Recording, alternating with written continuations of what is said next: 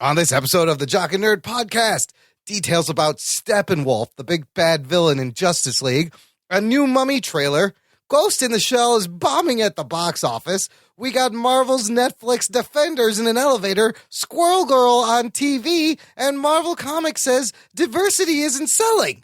Plus, our review of the Season 7 finale of The Walking Dead, and a whole bunch more audio geeky goodness, all in this edition of the Jock and Nerd Weekly for Saturday, April 8th, 2017. Check one. All right, this is for all you fans out there. Let's give it up. We jockin', we nerdin', we funny, disturbing. We jockin', we nerdin', we spoiler alert. Oh yeah, we jockin', we nerdin', we funny, disturbing. Oh yeah, I'm jockin', we nerdin', we spoiler alert. That's right. You know, there's nothing like some great beats to start a show, and that was nothing like great beats. But we're going to start anyways. Welcome back to another episode of the Jock and Nerd podcast. Listener, my name is Imran. My name's Anthony. He's the Jock. And he's the Nerd. And he's the Rug Boy. What's up, Rugs? How's it going? What's up, dude? Stop stealing my line. Oh, yeah, you're supposed to say, how's it going? Yeah, that's my line. How's it going? How's it going? All right, well, give us the line, Rug, so we What's can... up, dudes? How's it going? There we go. Jock and Nerd. Also joining us, listener, for this episode is the man that we force at gunpoint to watch shitty superhero movies for our What the Fuck Happened series. Friend of the show, the Ginger Geek himself. It's Matt Delhauer. What's up, Matt? How's it going? What's up, dudes? How's it going? Rug Boy, shut up. I'm talking to Matt. Oh, wait a minute. That's pretty good. It's nicely done, yeah. That's pretty good. Yeah. Nice to have you here. Always a pleasure, Matthew, having your opinions and rants. And you need a ginger every now and then to get the ginger point of view. Is very important to represent in today's America. Yes, we need representation now more than ever. Yes. And Imran, I thank you for allowing me to force myself onto your podcast whenever I decide to. Yes, anytime. There's always a door open for our friends of the show. You know that. We love you guys. So if you're a new listener of the show, thanks for checking us out. I don't know how you stumbled here, but you will be rewarded if you are geeky and nerdy and slightly jockey. Because what we do every week is sit down and geek out about comic books, superheroes, movies about comic books, and superheroes, stuff on television, pop culture, and we have just a fun time. And this show is no different. We got a bunch of news to go through, and then we're going to get into the Walking Dead Season 7 finale. Kind of talk about this season as in general as a whole. And then I wanted to just briefly touch on Legends of Tomorrow. The second season ended. Oh. And Agents of Hydra started up, and it was a little bit nuts. So you can get some of my thoughts on that. And that's about it. Oh, man. Thoughts no one was asking for. Let's go. I know nobody cares. So That's how podcasts work. that's how podcasts work. You're going to listen to it, and you're going to like it. Let's carry on. The Jock and Nerd Podcast. If you want your thoughts on a podcast, listener, just visit jockandnerd.com/contact. Tweet us, Facebook us, send us an email, send us your voice. We'll put it on the show. Thoughts on a podcast. That's how this works, people. Okay, let's start with some movie news regarding the Justice League. We got that trailer. We talked about that last week. Delhauer, what do you think of that trailer, real quick? It was very poorly lit. I could barely see anybody. Yes. But I said on the community page that I love Jason Momoa both as a person and as an action star. And I know that he will be my favorite part of that movie, despite how good, bad, or indifferent the movie itself is. Probably he will steal the show because he's going to have a little bit of personality. The two things we didn't see in the trailer, which, look, they had some restraint, was hardcore penetration. Was hardcore. There was no insertion. There was a lot of butt shots, as Rug Boy pointed out. Yes. And I went back to watch just to make sure. Emphatic yes. I made sure to comb through for science. Just yes. Frame by frame, I went back just to as evidence, and you were absolutely correct. We didn't see the Supermans, and we didn't see the villain, Steppenwolf. But words come out a little bit about Steppenwolf, and he will be a motion capture You don't say. Yes. Ooh, man, that's going to really stand out from all the practical effects that they have in this movie. Right, I don't know how that's gonna hold up to like the actual. Look, you get this guy Ciaran Hinds, amazing actor. He's been on Game of Thrones. He was Caesar in Rome on HBO. He's got a great scary face, but they're going to mocap him. He said in an interview that basically they're going to construct something digitally, and then they will use my eyes and mouth. That sounds hot, by the way. They're going to use his eyes and mouth. In an interview with The Independent, he also dropped some extra information about the character, of which there has been no information revealed. He says about Steppenwolf, he's old, tired, still trying to get out of his own enslavement to Darkseid, but he has to keep his line to try to take over worlds. So it's going to be... So do you think he's going to look like that thing in the deleted scene from Batman vs. Superman then? No. No? No. Doubtful. That thing had no face whatsoever. Yeah, it had like these weird spiky alien... No, there's a reason that thing was deleted. They were like, wait, Yes. that looks stupid. They're like, what is this? Yeah, that looked stupid. I really hope that Steppenwolf is just like Sergeant Murtaugh throughout this entire thing. Just while he's taking over Earth, just constantly, I'm getting too old for this shit. I'm tired. I'm tired, Darkseid. You do your own shit. I mean, the mocap isn't a bad thing. I mean, Thanos is going to be mocapped. Yeah. Hulk's Yeah, they mocap. do. Lots of villains have been It mocapped. depends on what they do with it, really. I mean, you can't really say at this point. Yeah, like you can do really good mocap, such as the Planet of the Apes movies, Yep. and you can do really bad mocap, such as World of Warcraft. Yeah. Or Warcraft, There or you whatever go. the hell it was. There is the whole range of mocap. Yeah, I mean, mocap's fine. Like you said, if it's done well. But they use the same rigs in both movies. That's what I don't get. I don't know, and it surprises me because at first I was going to say it depends on how good your director is, but Duncan Jones is fucking fantastic. So I don't know what happened there. I just think that the orcs look stupid. That's all. And Yeah. I don't think it was the motion capture that was necessarily bad. It was just the design of the orcs were just not quite right yet. They rendered them like a little too cartoony. Yeah, that's right. That's about it. They tried to stick to the game too much. Yeah. But the technology that they used for both are all almost the same. It's the same rig. Now, what about the actual performance from the actor? Like mocap acting, this is kind of a new thing. Like, do they teach this in school now? Is this, do they pull like dance people? And you have guys like Andy Serkis who do it well and are used over and over again, and he's got a lot of experience. How hard is it for a regular actor? This guy's 64. He's probably never been in mocap before, and all of a sudden, he doesn't really know what he's going to look like after shooting this. Like, do you need experience in the mocap to make it work? I think, it's dependent on what is expected of you, because if you're going to be like Bill Nighy in the Pirates of the Caribbean movies, where he was mocapped, but legitimately his character was just. He stood on 2 feet, he walked like a person, and he talked and had a face and everything. So he just had to act like he would normally act, and they just made it look like he had a squid for a head. Yeah. Whereas with Andy Serkis being Caesar, he is going in trying to replicate what it's like being an ape that is now, gaining human traits. So it's depending on what they're trying to do with it, it can be very ridiculous, or it can be act normal with dots on your face. Yeah, it's got to be weird. That's pretty much it. Well put. It's got to be weird. Hinds actually asked Liam Neeson for some advice because he did this. He did a Monster Calls. He was a giant talking tree, and so he asked Liam Neeson, "Hey, what do I think I gotta do here to make this work with the mocap?" James Spader, I remember he did mocap too.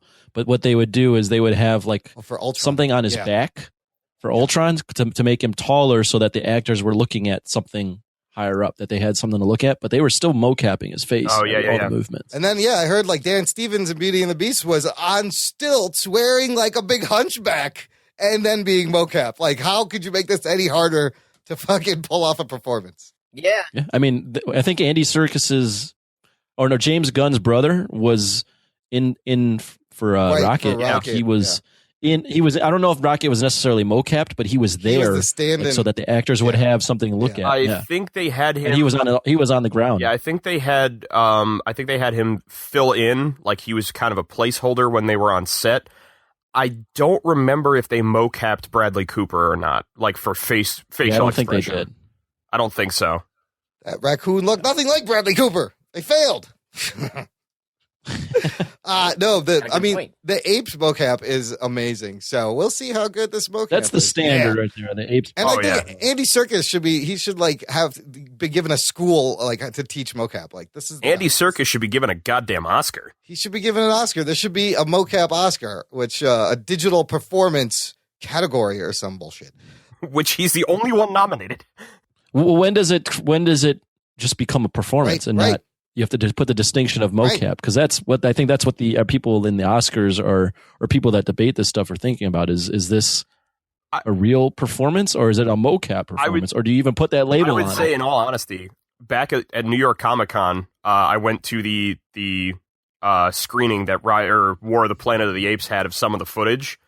And what they did was they showed a scene, but it wasn't entirely finished. So it was a mixture of the fully rendered mocap, some of like the CG sculpting, and then there was also bits where it was legitimately just them in the mocap suits on camera.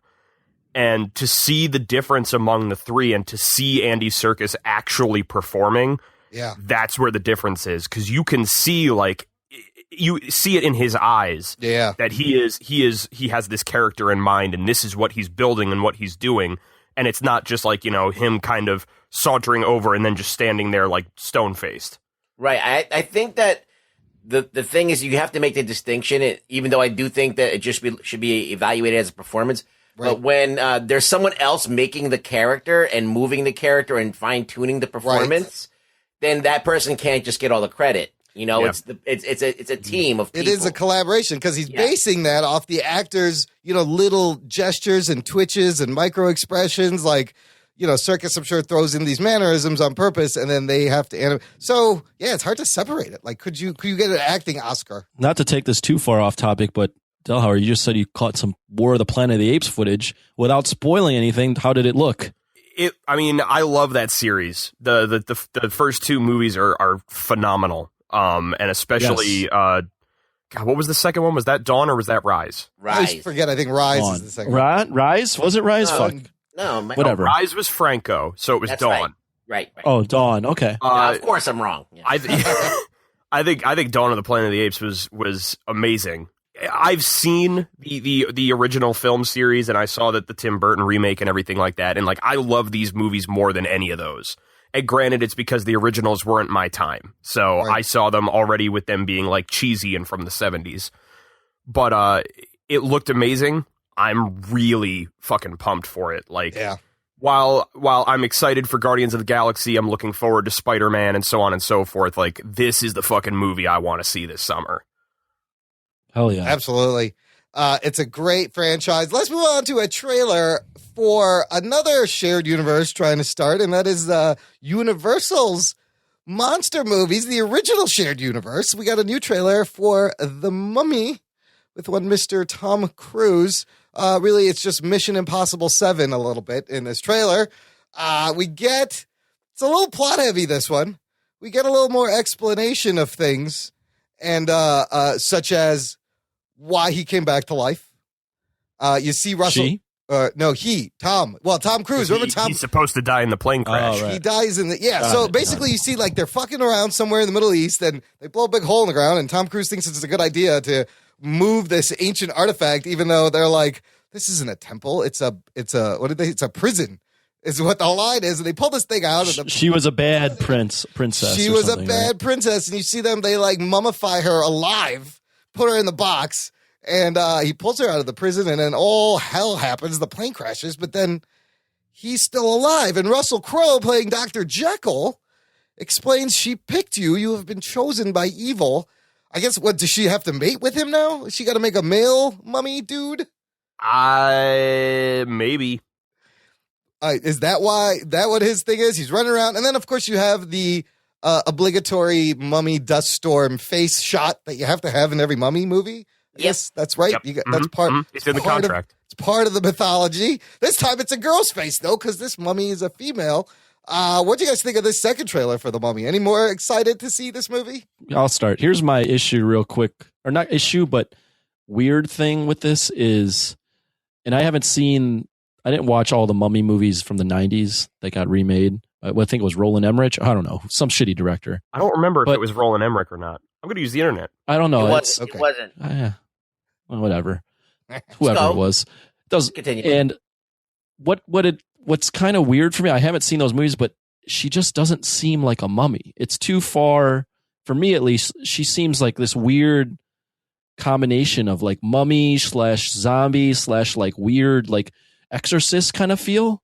Yeah. So it just doesn't feel like a mummy. That I think that's what I'm getting at, is it doesn't feel like a traditional mummy. It feels like something totally different. She looks like Enchantress from Suicide Squad, and it's like it's this pissed off undead Egyptian god. This is what we're doing now. This is what the movie business is doing. Yeah. It's taking things and just not sticking to what it's supposed to be. Yeah, just pick the name, they want. Change whatever fuck you want. Yeah, exactly. Yeah, and just name only. I mean, it might be a good movie. It might be a good movie. Who knows? But it just doesn't feel like a mummy. I feel like it's going to be an entertaining film. And because Tom Cruise usually, he's pretty anal about his movies, that they're at least watchable. Yeah. But, I mean, I don't know. Is it going to do big box office? Probably not. Depending on what it's up against. It feels like one of those movies where if it doesn't really have anything good coming out around it, everyone's going to be like, you want to go see that Tom Cruise mummy movie? I guess so. Yeah, I don't know. It feels like it's going to be just kind of a light popcorn blockbuster. It's going to get buried, forgotten about pretty quickly. It's got obvious shades of action. It's trying to do a little bit of horror here and there. The question that I have is, what the hell is Tom Cruise's character supposed to be? Because he's in whatever this, insert Middle Eastern / I guess Egyptian city. Right. In the middle of like a gunfight with terrorists, I'm guessing. Yeah, is he military? Why are they shooting if he's military, great. But then when they blow up the street, they find the tomb, he's now on the exploration team for checking this thing out. That's a good point. There's a terrorist-looking dude who shoots a rocket launcher at him and blows up the whole block. Why is that happening? Who the fuck is this guy? I'm sure there's a reason for it, but we don't know about it in the trailer. Yeah, well, of course. And the other side of it is that it's the first time in a while that I've seen a movie and I said to myself, wow, Tom Cruise comes off like a real douchebag in this. Boy. That's the first time you thought that? Well, I mean, in a trailer. The movies try to make him at least look like the hero. You mentioned something in passing, Imran. You were like, well, this will be like probably a forgettable movie that no one will remember. The thing is, this can't be a forgettable movie because Universal is banking on this to start a whole movie universe. So this has to be at least something somewhat memorable for them. So I'm assuming that they've put some stuff in there to make it memorable. Yeah, especially after the failure of Dracula Untold or whatever it was. That's what I was going to say. Which was supposed to initially launch this universe. It was. And then they were like, fuck that. They've got a lot of trouble ahead. Well, I mean, I like how they're setting up Dr. Jekyll in this, and there's probably going to be a post-credit scene. But they're doing more of the same. Like, yeah, it's all set up. That's the whole reason why Dracula Untold was no good, because it didn't give you Dracula. It gave you this other thing that you thought was going to be Dracula, but it's not. It's like this other guy that's completely not separate from Dracula, but it's not what you go to see Dracula for. It's like you're not getting that character. It's like a Elseworlds version of Dracula. That's what every superhero movie is becoming. And all these big genre movies. I see your point, Ruggs. I'm thinking of Spider-Man, of course, right now, but we'll get into that later. I got a whole thing at the end. Let's move on to a Robert Kirkman property that's getting turned into a movie, and it's not The Walking Dead, people. Oh, shit. Kirkman is more than just The Walking Dead. It is a book called Invincible. And thanks to Seth Rogen and Evan Goldberg, they are going to turn it into a movie. These are the same guys that brought us got Preacher on TV. Now they want to put Kirkman's long-running superhero series into a major motion picture for Universal. And so I've not read any Invincible. I hear it's very good, and I hear it's ending, like he's ending the run soon at 120. Ruggs, have you read Invincible? I read it when it first came out. Basically, Invincible is kind of like a play on Superman. It's like if Superman's son, Superman is like this great hero, and he has a son. So Invincible is like an alternate version of Superman, and he's the son. He gets powers as a teenager, but he's not quite invincible. Like, he's strong, he can fly, he can do all that stuff, but he still can take damage. But he does heal from everything. But he does get beat up, and it's pretty gory. It's very violent from what I hear. Yes, it's gory and stuff. Yeah, that's Image. Yeah, it's from Image Comics. People love this book. Yeah. I couldn't. I enjoyed the few issues that I read, but I never got hooked on it. I always felt like it was just not quite. It was not quite serious. Huh? Yeah, I know it has a lot of fans. Yeah, but I mean, some people might prove me wrong and send message. Oh, Invincible's great. It just never grabbed me. So Kirkman has said in The Hollywood Reporter, he said, for nearly a decade, I've had to endure the what about Invincible question as fans have watched The Walking Dead grow into the multimedia monstrosity it has become over the years. The answer was always that we were waiting for the right team to partner with. That team has arrived. The esteemed Misters Goldberg and Rogan have proven themselves to be top-notch directors with a keen collective eye for stunning visuals. He says Invincible's surprising, edgy, shocking, and oft-times blood-soaked story couldn't be in more capable hands with the team of Rogan, Goldberg, and Universal. He says, I'm very confident this will be another superhero movie in a long line of superhero movies that continues to prove that it's viable for years to come. It started in 2003, the book, and I think it's about to end at 120. Anybody else? Delhauer, you read any Invincible? I haven't, and that's mostly just because I didn't learn about Kirkman until I read Walking Dead back in like 2007, I'd say. Okay. And while I liked Walking Dead's comic initially, as time went on, I came to realize I really don't like Robert Kirkman as a writer. He is one of those ones where I feel like he has very good ideas and very good concepts that he does not execute well. Which is the same thing I would say about, like, I don't know, Brian Azzarello or Mark Millar. I was thinking Mark Millar, you were going to say that name. Yeah, a lot of people have that same issue with these guys, and that sometimes it's a lot very over the top and just, shock value. Invincible's ending this year, actually, with issue 144. At least it has an ending, unlike his other book that's still going on, The Walking Dead. At the same time, though, I mean, I don't really like Mark Millar's writing, but I liked the Kick-Ass movie. The first one, at least. I didn't see the second one. I'm told it was awful. The second one is bad. I can't remember the second one. It's pretty shitty. Oh, good. Well, I'll put it on the list then. But I mean, I'll give it a chance. But I don't hold, like, I'm not excited about it, but I'm also not, like, dreading the idea. I mean, I guess if I'm dreading anything, it's, oh, great, Robert Kirkman gets to remain relevant for this much longer. Well, like, I think you're right in the sense that Kirkman and Millar and these guys, they kind of write stuff knowing that they kind of want to get picked up right away. I was shocked that you didn't read this, Imran. I figured this would be right up your alley. No, I've seen it. I've seen it around, and I never picked it up. But he had another show, his other Outcast, his book Outcast. Like, it was 20 issues in, and I think Showtime picked it up and fucking put it on the air. I watched it, He sold Outcast to Showtime before he even started the comic. Yeah, see? So a lot of these guys, they know what they're doing, and which is why it's sometimes hard to read it, because, they're just waiting for the deal to come in. Yeah. Like, I read some of Outcast, and again, it's another one that I felt like, this is an awesome idea, but I really don't like what he's doing with it. Yeah. So I want to check out the show at some point and see if it's better in adaptation than it is reading. Probably but not. That's probably also the reason why I haven't watched it yet. No, I watched it. It wasn't anything crazy. Yeah, all right. It didn't, set my world on. I forgot about it, after I watched it. Yeah, it's the same thing. It's like, I constantly I should probably watch that at some point, and then I just don't. Anthony, knowing Robert Kirkman's work primarily from only The Walking Dead, does this get you intrigued at all about this movie? Not a chance. I have no desire to watch this movie. Okay, maybe you'll be interested in this next thing, Anthony. Let's talk about the Ghost in the Shell movie for a second. After all the hubbub and the whitewashing controversies, this movie, a little bit of a bomb in the box office, guys, I think. Has anybody seen it, first of all? No. Okay, it's 47% on Rotten Tomatoes. This story came out that it could lose more than $60 million. It only made $19 million its opening weekend. Production budget for this movie, $110 million. That's Lame. god awful.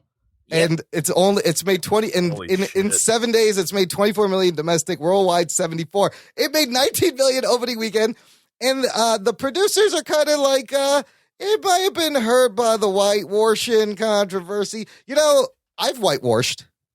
I have in my past. Yeah, you're doing it right now. Well, I mean, I hope you separate your laundry. No, I mean, in art school, when you stretch a canvas, you got to whitewash the canvas with some gesso. Nah, you're being a dick now. You're such a lame dude. Sometimes, right. Oh my god, lame. Let me make a couple of comments on this. Okay. All right, I have a couple of comments on this. Give him the rug down. Okay, here we go. I don't really need a rug down. But no, you need it. Here's the rug down. Well, obviously, you know, the negative press did affect the movie. Yeah. But I did a lot of kind of review watching. I watched a shitload of reviews on YouTube and read a bunch of different ones. And I was kind of let me just see what the reviews say. Okay. So what I noticed is that if you read something like a Collider or Birth Movies Death or whatever, they pretty much pan this movie.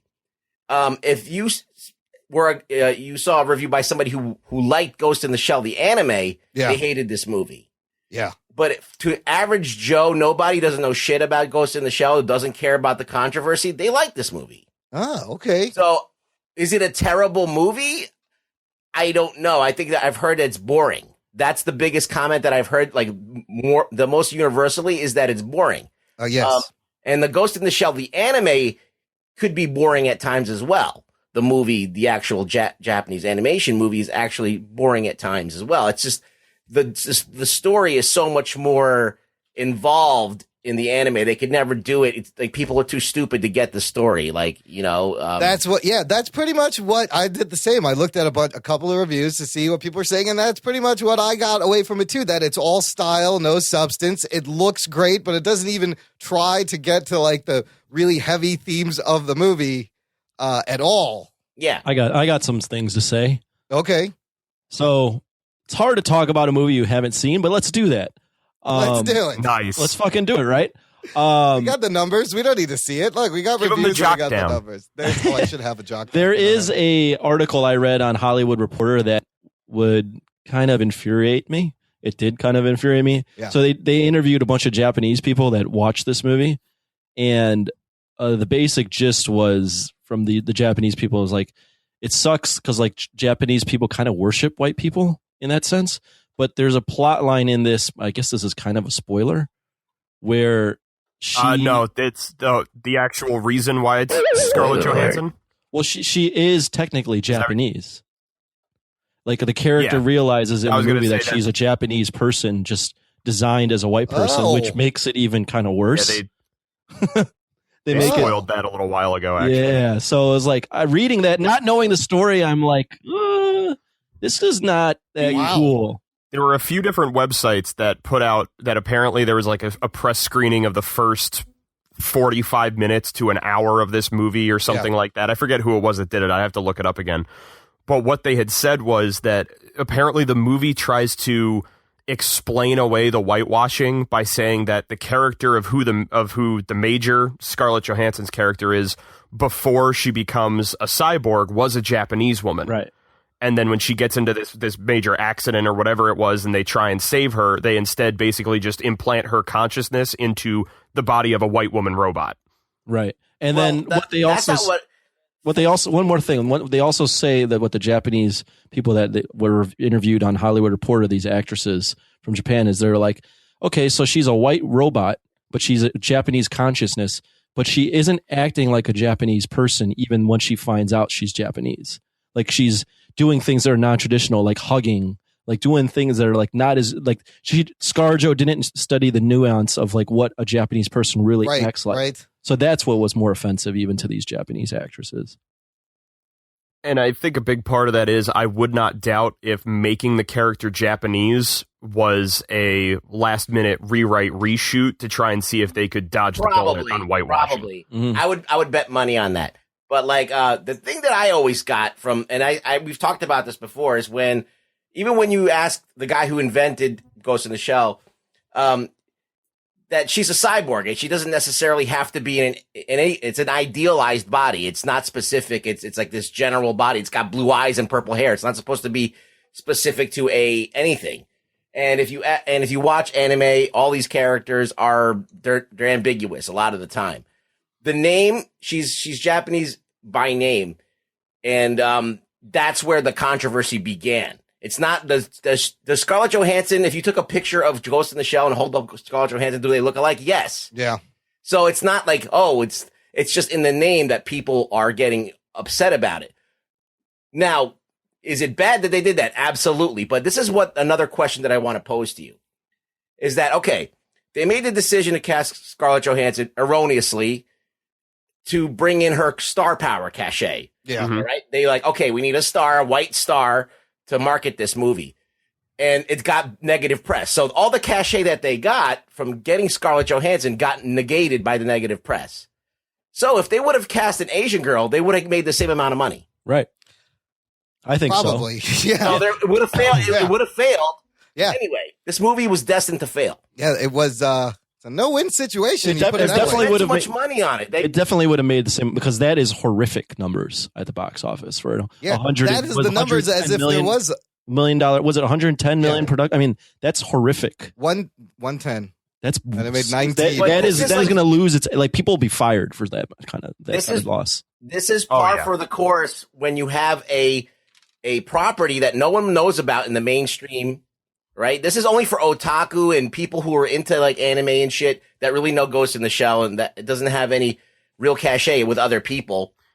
Yeah, and like you have like the John Carter of Mars, you have Jupiter Ascending, all of these big budget. Valerian's gonna fail too. Trust me. All of these, that's gonna be another John. All of these John big Carter. budget things that no one knows about or cares about. Yep, they're going to fail because they're over budgeting. These things should be costing like 70 million, 60 million, and they'll make money back. That's so funny. Like they didn't need to pay for ScarJo. They would have made the same amount of money. But then people have been like, see, you should have put Scarlett Johansson in it. Nobody wants to see this. Like it's a damned if you do, damned if you don't situation, just like Rug Boy was saying. And going off of your point, Imran, if they had decided, someone said, well, okay, so we have this anime that's really kind of popular with people who like anime, but for people who don't watch anime, they have no idea what the hell it is or give a shit. Yeah. So we need to put a name in there that any jackass off the street is going to recognize, so they'll want to come and see the movie.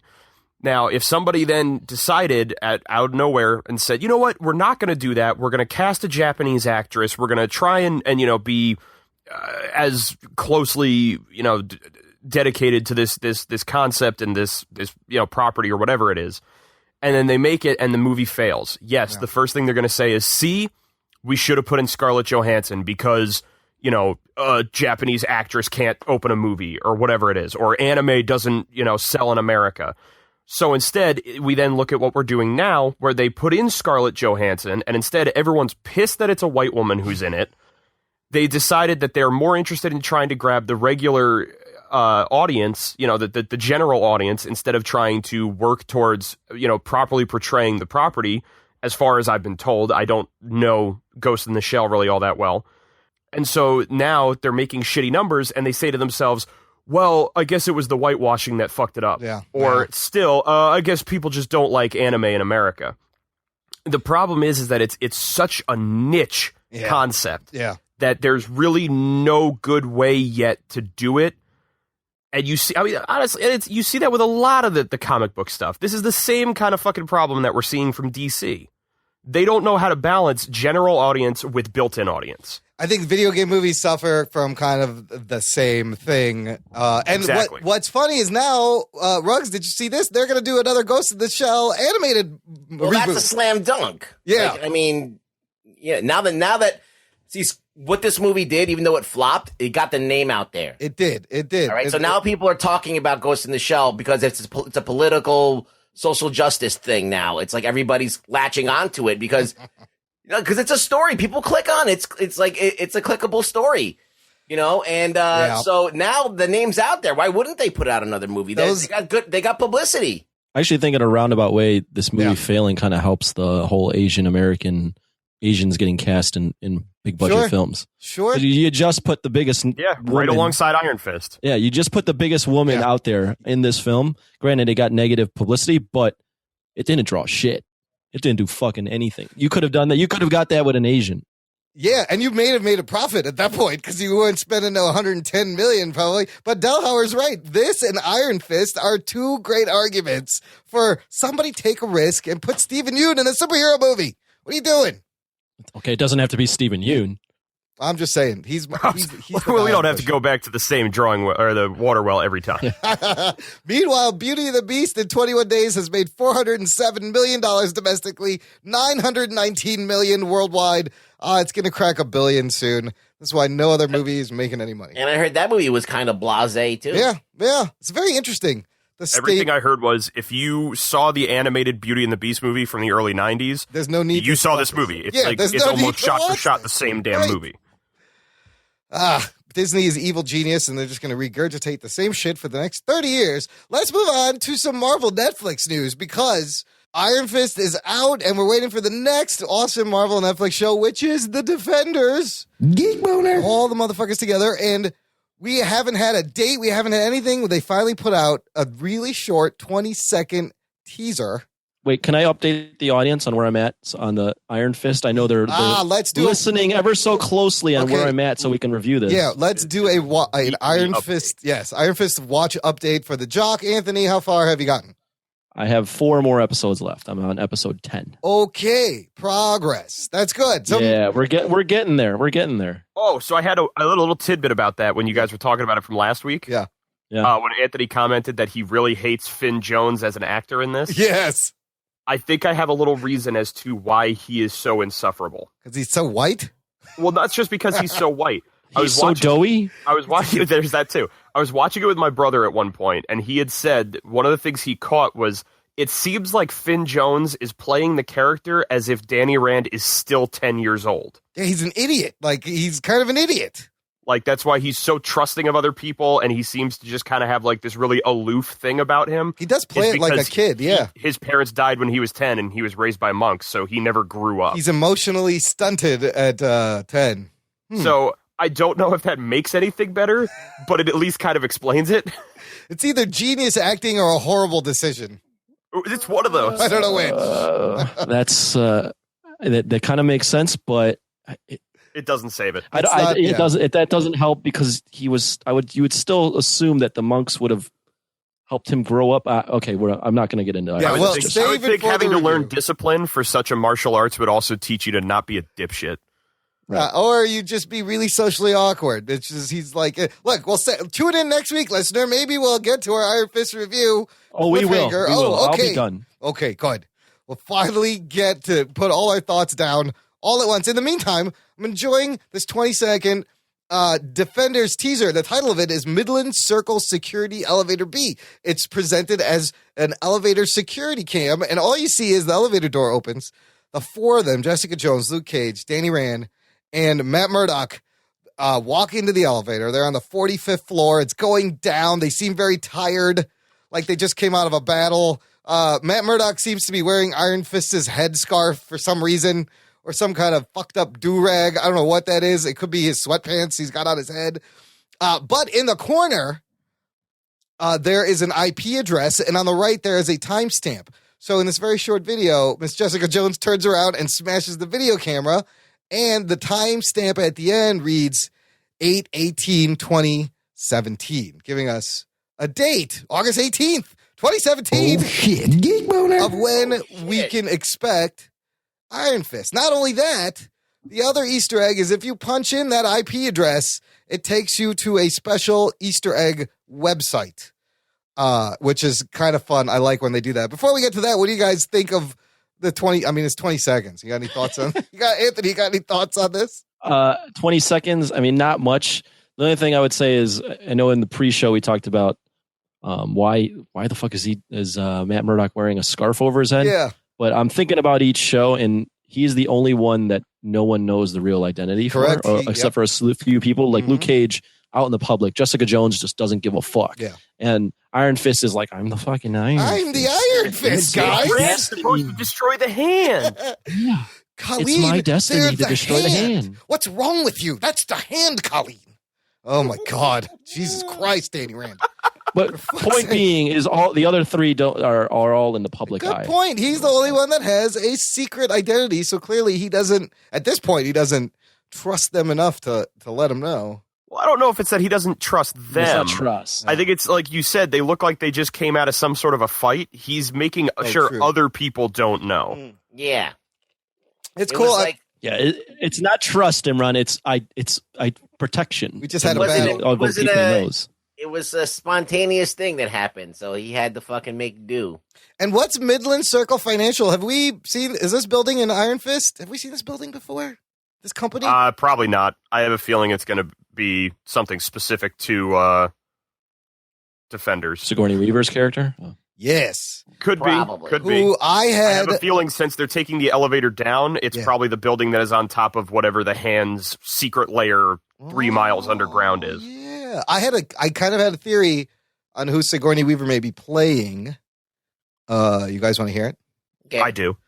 Well, it's kind of No. No. Okay. Okay. Never mind. No, No, I'm fucking with you. Go. He's the gatekeeper. It relates to Iron Fist. She's the gatekeeper. She's the gatekeeper. Are you the keymaster? She's looking for the keymaster, and she's the gate. That's right. She's Janice Rand. She's supposed to destroy the It hand. said Zool on the paper. I don't know what that means. No, I think you know how we don't meet. We find out about Danny Rand's father, but we don't. His mother is still kind of missing. Imran, are you spoiling this for me, you son no. of a bitch? Well, you know it has nothing to do with the show. I'm All right. completely speculating. Okay. Maybe you I think spoiled she's a little his bit. mom? Maybe Spoiler alert. I don't know. Who else could she be playing? Well, There's plenty of characters that didn't get sucked out of an airplane. that did happen. Imran, that is the worst speculation. You saw what his mom looked like in You know Iron what? Fist. As I was saying that, I realized that we saw what she looked like, and I was like, "Wait a minute, this Hey, theory doesn't hold water." Drugs are bad. Drugs are really bad. Cocaine's a hell of a drug, let me tell you. We did see what she looked like, but she could age different. She could have had plastic surgery. Hey, maybe she had plastic surgery, and it's the big reveal. It's like, I'm really your mom. I just Yeah, she went to the plastic surgery plane instead of the karate plane. She got sucked out of one plane into the other plane. All right, that's a stupid theory. Never mind. Scratch that. I'll defend you at this with one thing. Yeah. Arrow did that. Yeah. Where they had what's her fucking face? The blonde chick. What's her character's name? Sarah Lance. Sarah Lance. In the first season, they show Sarah Lance, and it's not the Sarah Lance that we've come to know and love. Oh, it's a different person. Oh, really? They recasted her. Yeah. Listen, Fresh Prince of Bel-Air's done that with the mom, and she was All pissed I'm recently. going to say is, Arrow did it is not a defense that will hold up in court. No. Roseanne Imran is did a it? real moron. Yeah, that was a real moronic guess no, right there. as I was saying it, I was like, wait a minute, we saw her. This doesn't. It's a different Becky. It's a different Becky.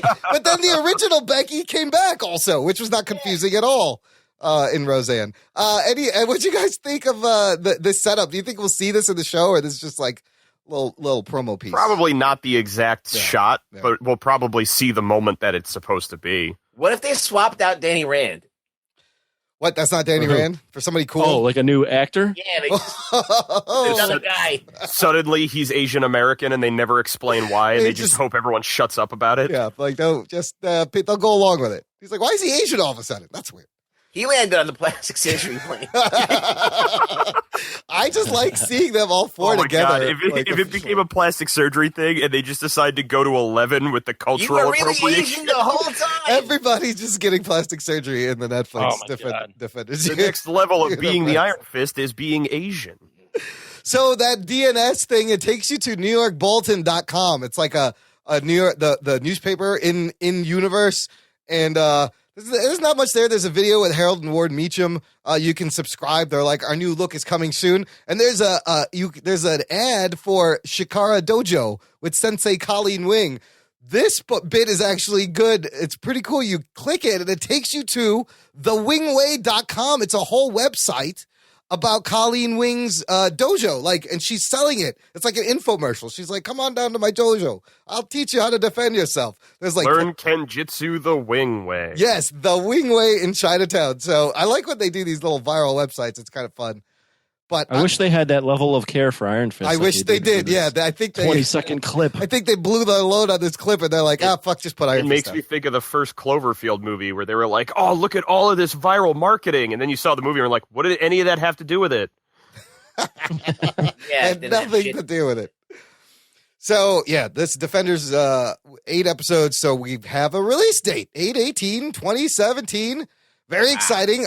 There's some more set photos that came out. Getty Images has a great bunch of high-res photos. You see Matt Murdock in his full Daredevil costume, and he's in some kind of weird white art gallery. I don't know what he's doing there. Why does it say exclude nudity on the link? You see that? Where does it say that? It says that? If you look on the show notes. Oh yeah, it's one of the queries in the. Delete that and then put it in. No, make it exclude nudity. No, it should be exclude nudity equals false. Who's nude? Is this is a Getty Images link? I guess they have it set to no nudes. But we have a couple of other things about what we're gonna get later. So we're getting Defenders in August. Jessica Jones season 2 has begun production in New York. Which that's kind of cool. Who do you guys? I'm still upset they killed Purple Man because Kilgrave, what an amazing bad guy. Who's gonna be the big bad? There's still Nuke. Will we see? Who do you guys want to see? Will we see Typhoid Mary? What could they do? Nuke would be definitely an interesting choice following the first season because he kind of runs to the other side of the spectrum of abusive boyfriend. Oh, that's a good point. Yeah. But I would also hate to see the Jessica Jones show become like the women fight off abusive boyfriends series. Every season, yeah. Gets repetitive. I would like to see Patsy Walker come into her own and maybe get a suit. Yeah. A little more team-up action with the Hellcat. Yeah. We'll see what they give us. So that's starting to shoot. Charlie Cox let it slip a little bit that Daredevil Season 3 is going to start shooting later this year. So then it will. There's no way Daredevil Season 3 doesn't have Bullseye, right? They got to get to Bullseye. I mean, you got to bring the Kingpin back, and you got to bring back Kingpin and Bullseye, and a couple other guys. It's got to be Bullseye. Who else is the next big Daredevil baddie? Can't think of it. Bullseye. Bullseye would be awesome. And that leaves us with the Punisher Netflix series. What is going on with the Punisher? I'm still kind of confused. There are set photos that came out of John Bernthal all beat up. He's all bruised, like he's been in a fight, sitting in a car. His face is all fucked up. But there hasn't been an official release. What there have been, and you guys must have seen it, and I'll put it in the show notes, jockandnerd.com/161, posters. But these are fan posters. Even though one of them was Instagrammed out by John Bernthal himself. The posters are pretty sick. It's not an official, it looks official, but it's not official. It's not I thought official. that was real. No, it's not official. Oh. It's he must have just found it somewhere. It's great. It's a great shot though. It's bullets making up the skull, and the bullets are already bloody and they're kind of scattered. There's another one. If you click on this other Instagram link from this dude Boss Logic that makes a lot of fan art, and this one is more of a liquid metal-y skull with bullet holes in it and machine gun things kind of coming out of the side, that's also pretty cool.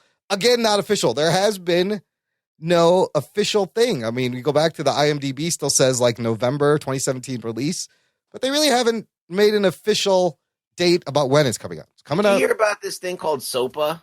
No, what's that? It's what you use to clean yourself with? No? Stop Online Piracy Act. Oh, yes. Okay. So basically, the reason I'm mentioning it now is because you're talking about this fan art. Yeah. If this SOPA gets enforced, then you can't do any fan art anymore. Really? You can't just use other IP properties, logos, and make... they'll sue you, or they'll tell you to cease and desist and shit. Whoa. They're putting the smack down. That's what the whole internet is based on, is people just grab them and just them left and right and making their things. It becomes a really weird gray area because it then plays into copyright law, and copyright law is so fucking convoluted at times. The biggest problem is you have companies like Disney and like Marvel, where if you make a fan film or fan art or whatever it is, they will just basically say, this is copyright infringement, take it down or we'll sue you. Yeah. Hoping that you are going to suddenly shit your pants and go, oh, okay, I'm so sorry, please don't sue me. Which is not recognizing that if this person does not make any kind of monetary gain off of this, it doesn't violate your copyrights in any way. Yeah.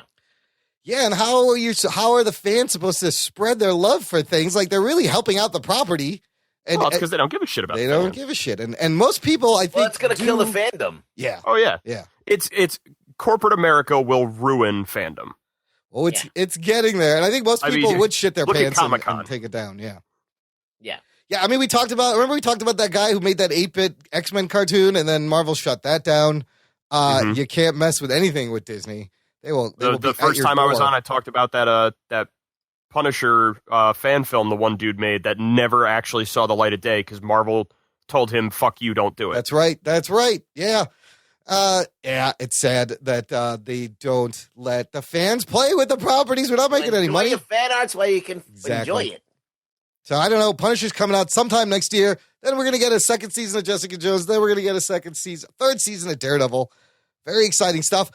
We have another Marvel property that got a TV show order. And this comes from Freeform, the network that's doing Cloak and Dagger. They are going to make a Marvel's New Warriors TV show. Geek Boner. They're calling this a comedic live-action adaptation of the popular Marvel comic featuring young adult heroes. And they mean the newest version because the series is going to feature Squirrel Girl as, like, the lead. And Squirrel Girl, relatively new in fandom, quirky character. Everybody loves her. Oh, man, the nerd girls go crazy for her. The nerd girls go crazy for her, just like Miss Marvel, Spider-Gwen. I could give a fuck about her. Squirrel Girl is this kind of nerd girl character. So this is the New Warriors. I remember had like Nova and Speedball, and they were like mini Avengers. Thrasher, dude. Night Thrasher, who was just he was badass. It was like a little mini, like a smaller street level Avengers. Great team. They're all very young and inexperienced. They had great chemistry together. So Freeform is Wasn't really... it the New Warriors that wound up blowing up Connecticut in Civil War? Yes, the New Warriors did, in fact, start the first Civil War in the Superhero Registration Act. Now that makes me wonder if they're going to go following that concept where it's like a reality show that follows the New Warriors. Oh my God, that would be great. Except this is Freeform, which is like ABC Family rebranded. So. Oh yeah, they'd do it. Yeah. But this version... I mean, it's upsetting because then it means it's going to be all fucking shaky cam. But this Squirrel Girl New Warriors is post that Civil War. Like this. I don't mean that they're... That's the problem, though, is they will easily take a cast that they think is recognizable and then run with an idea that's different. Yeah, they don't give a fuck. Again, they don't give a fuck. But Scarlet Spider has been a member of New Warriors at one point. Marvel Boy, Darkhawk, Speedball. Anthony, do you know anything about the New Warriors? Are you excited for another Marvel TV show? I could give two shits about this. Okay, moving on. I got some news in the world of comics. People, yes, we actually do talk about comics. This is a very interesting conversation that's been going on. The Marvel Vice President of Sales made a couple of comments that sparked a little bit of controversy. Here's what happens from an article from The Vulture. They said Marvel Comics experienced declining sales in 2016, a trend concerning for the entire industry. David Gabriel, vice president of sales at Marvel, gave an interview about the slump, wherein he proposed that Marvel's recent attempts to diversify its storytelling and put more female characters front and center might be at fault for the downturn. Here's what he said. He said, what we heard was that people didn't want any more diversity. They didn't want female characters out there. That's what we heard. Whether we believe it or not, I don't know that that's really true, but that's what we saw in sales. We saw the sales of any character that was diverse, any character that was new, our female characters, anything that was not a core Marvel character, people were turning their nose up against. That was difficult for us because we had a lot of fresh, new, exciting ideas that we were trying to get out, and nothing new really worked. Later, reaching out to clarify his comments, Gabriel noted that Marvel has no intention of abandoning many of its more recent titles and heroes. He explained, contrary to what some said about characters not working, the sticking factor in popularity for majority of these new titles and characters like Squirrel Girl, Miss Marvel, The Mighty Thor, Spider-Gwen, Miles Morales, and Moon Girl continue to prove that our fans and retailers are excited about these new heroes. And let me be clear, our new heroes are not going anywhere. Despite Marvel's commitment to its new heroes, however, Gabriel also revealed renewed plans to ensure we don't lose focus of our core heroes. So it sounds like, and this is right now when Captain America is a fascist Hydra agent, and they're doing this crazy secret empire event. Is it the diversity that's the problem? It sounds like people just want their basic characters. What do you guys think? So, as being one of the whitest people alive, I obviously am the one who should talk about this first. Yes, absolutely. Of course. Go, white man. Go, white boy. Go. My feeling of it is this. Marvel's fans are not tired of diversity right. or female characters. They are tired of ham-fisted attempts to make diversity work for the company. Instead of things like, well, now Iron Man is going to be a young black girl. Right. And Thor's going to be a woman. And Spider-Man's going to be a young black Latino queer kid. Right. And things like this. He's queer? Wait, he's queer? I don't remember. I thought I heard that somewhere. It was talked about, but they never did it. Okay. You know, and now Sam Wilson the Falcon is going to be Captain America and so on and so forth. The problem that it tends to come from is that everyone sees through the layer of bullshit. Yeah. That, you know, while they could sit there and say, well, the whole point of it is to say that, you know, these characters are just symbols and anybody can wear the mantle and you know, blah, blah, blah, blah, blah. We get it. But the whole point of it is that this is what you say, but really all you're doing is you're trying to make up for the fact that, you know, black kids don't see themselves represented in comics. So now, well, we've got like 40 new black characters because you want sales. You're not creating characters that have any meaning to them. You're not representing any sort of a minority group for the fact of making them feel included. You're doing it because you see it as an untapped market. So to turn around and say that, oh, well, people don't want diversity, people don't want women, they just want the old characters. No, people remember that when you had the old characters, you made stories and characters that fucking mattered. Yeah.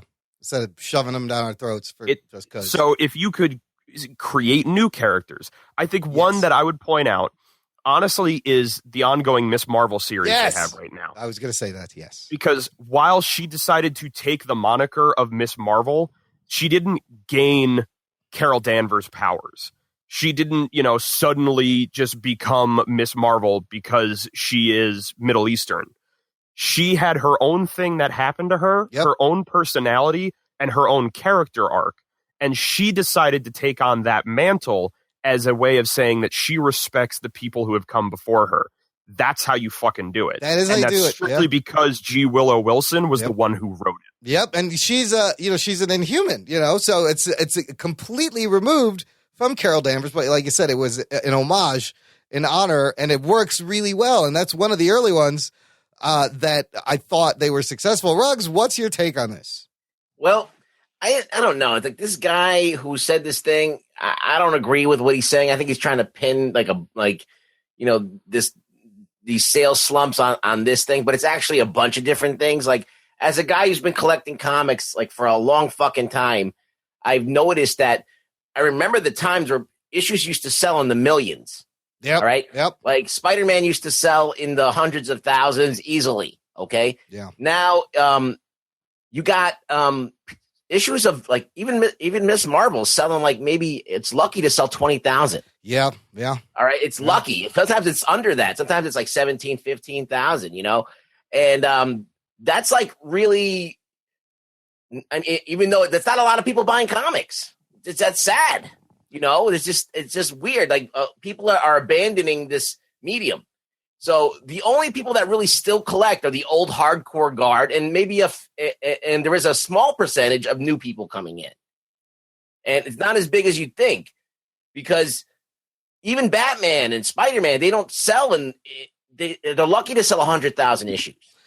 That's fucking nothing. Yeah. I mean, the numbers are going to tell you, Anthony, you're a sales guy. The guy's looking at the numbers and he's reacting. Do you think that it is that the people didn't like these characters? Or, look, we jump ship. Is it because of there's these events, they're renumbering things, these books get canceled, they start over? Let me hit on that. So I'm someone that was buying comics with Imran, and then I quit like maybe 2 years ago, a year and a half ago. Yep. I don't remember. To pin it on just the minority factor, it probably is a little bit of a factor. No doubt that people like their traditional characters and they're like, what the fuck? I like my Cap as Steve Rogers. Maybe not even having to do with the race. It's just like Steve Rogers is Cap to me. Regardless, though, I think the events fatigue is starting to catch up with them because things just don't matter. Like there's quarterly events all the time. And that kind of what soured me is because why am I buying these issues weekly? If we're catering to events, I might as well just buy the trade. Right. Why am I going to collect comics weekly when I can just read the whole fucking event in a trade? And every event is like, this is going to change the fucking universe. And then something gets rebooted or it's a new rebranding. So that, I think, is just wearing on readers. It wore on me. Yeah. The other thing is, like Delhauer mentioned, they kind of went this diversity route. Like Miles Morales worked because it was like in its own alternate universe, the Ultimate Universe, and it was like organic sort of thing. Yeah. And Miss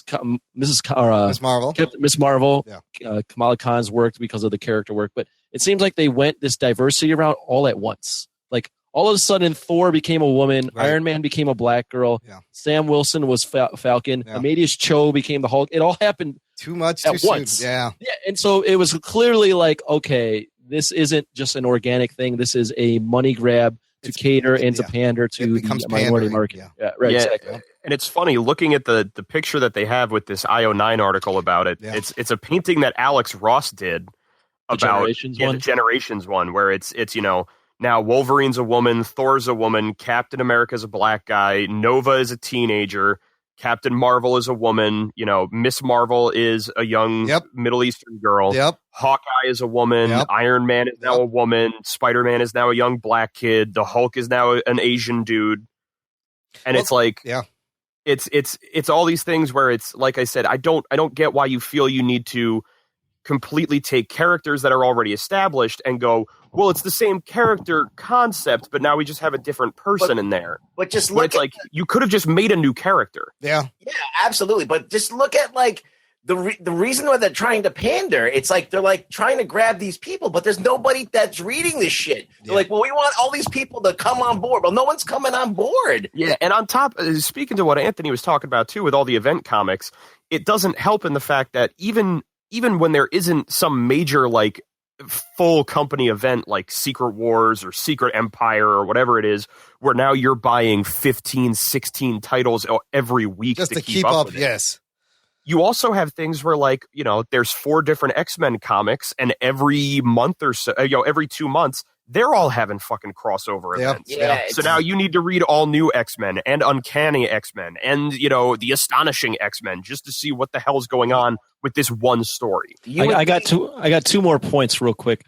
I think that, wow, I fucking forgot. Go ahead, Rug Boy. Who's on drugs now, motherfucker? You would think what about drugs? You would think that from it's bad. From seeing that the amount of drop off from like 20 years ago till now, I mean, it's like, it's a major drop off. You have, things that used to sell in the hundreds of thousands now selling in the tens of thousands. So you're like, okay, we're definitely losing people. So who's still around? Who's still reading? And why is this not growing? And people are like forgetting that there's video games out there that people are watching. All these shows are out there now. You don't have to read the comics anymore. You can watch Green Arrow on TV. You can watch Luke Cage on TV. So instead of working on these big crossovers to try and get more people in to fucking confuse the people that already are on board, like I'm a big collector and these fucking crossovers and this rebooting and this and that was annoying the shit out of me. I'm like, I couldn't get 1 year run that was good anymore. Let me get a good 12 issues that tells a complete story that's not interrupted by some bullshit or all of a sudden the main character is not the main character. It's like Spider-Man's Doc Ock. Like it's not even like the race thing or no, it's not. It's just they're just being dicks about like the things that we love. Yes. And that's the drugs wore off for me, so I think I remember. Okay. What they're also like Rug Boy mentioned is like the audience is quite small. So it's your hardcore fans that are buying this stuff, and you're asking your hardcore fans to buy like 50 titles. Yeah, like if they're trying to follow everything, and you're pissing them off with these events, and you're pissing them off with changing and pandering the. Let's be honest. A lot of your old comic book fans are fat white guys. They probably smell really bad.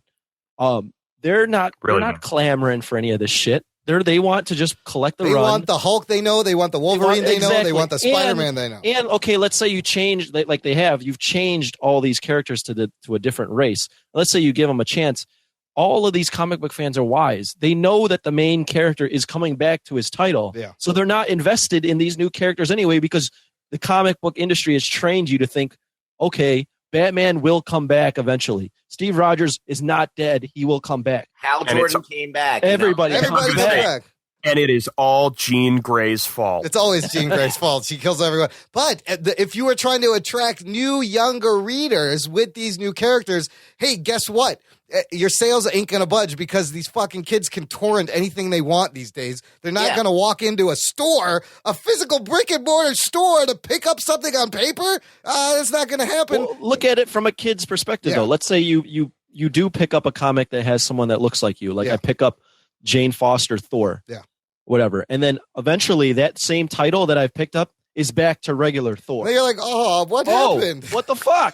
Even worse then is the fact that you picked up the Mighty Thor, which is the Jane Foster Thor. Yeah. After like 15 issues or whatever, suddenly they reintroduce the actual Thor, and now you've got two You're Thor like, wait, comics. who's the unworthy Thor? And then you got to follow both of them to figure out what the fuck is going on. Look, as a longtime listener or reader, I'm a listener. First time. You do edit the show. First time, long time. I miss the long runs. I miss being deep into like a 200, 300 issue of a story and having to go back and fill and get the back issues and having this wealth of history continue. For example, Kamala Khan is a great example. I picked up her book when it started. I was loving it. She had a great run. Then all of a sudden, there's a big event. The book ends. It restarts again. This should be a good jumping point, but this is the point when Anthony and I were just like, you know what?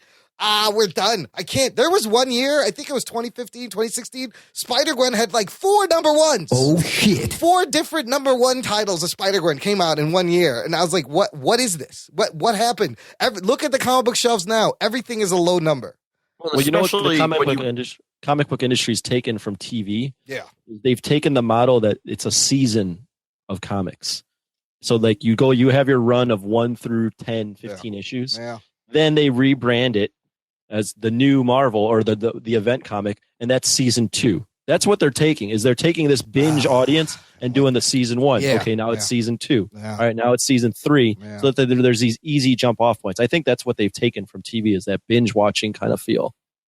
Maybe. I don't know if it's the right move though. No, I don't know. In all It's honesty, I feel like there are only a few writers who even like get themselves set up on doing multiple arcs and long running stories. Like Bendis will still do that. Bendis is one. Yep. He'll do a 5-story arc. There you go. That's great. Now we're going to move on to issue number 6, and it's going to be a new story with the same characters. And but instead, you have a lot of these guys where they come on and they're like, I have a great idea for a Hulk story. They're like, all right, well, what is it? It's like, well, it's only going to be like 8 issues, and then I'll be done because I don't want to keep writing Hulk. You know, say what you will about the Dan Slott rugs. At least he's got a pack behind him. He's got 100+ issues and a long run, which is something you don't really see that much anymore.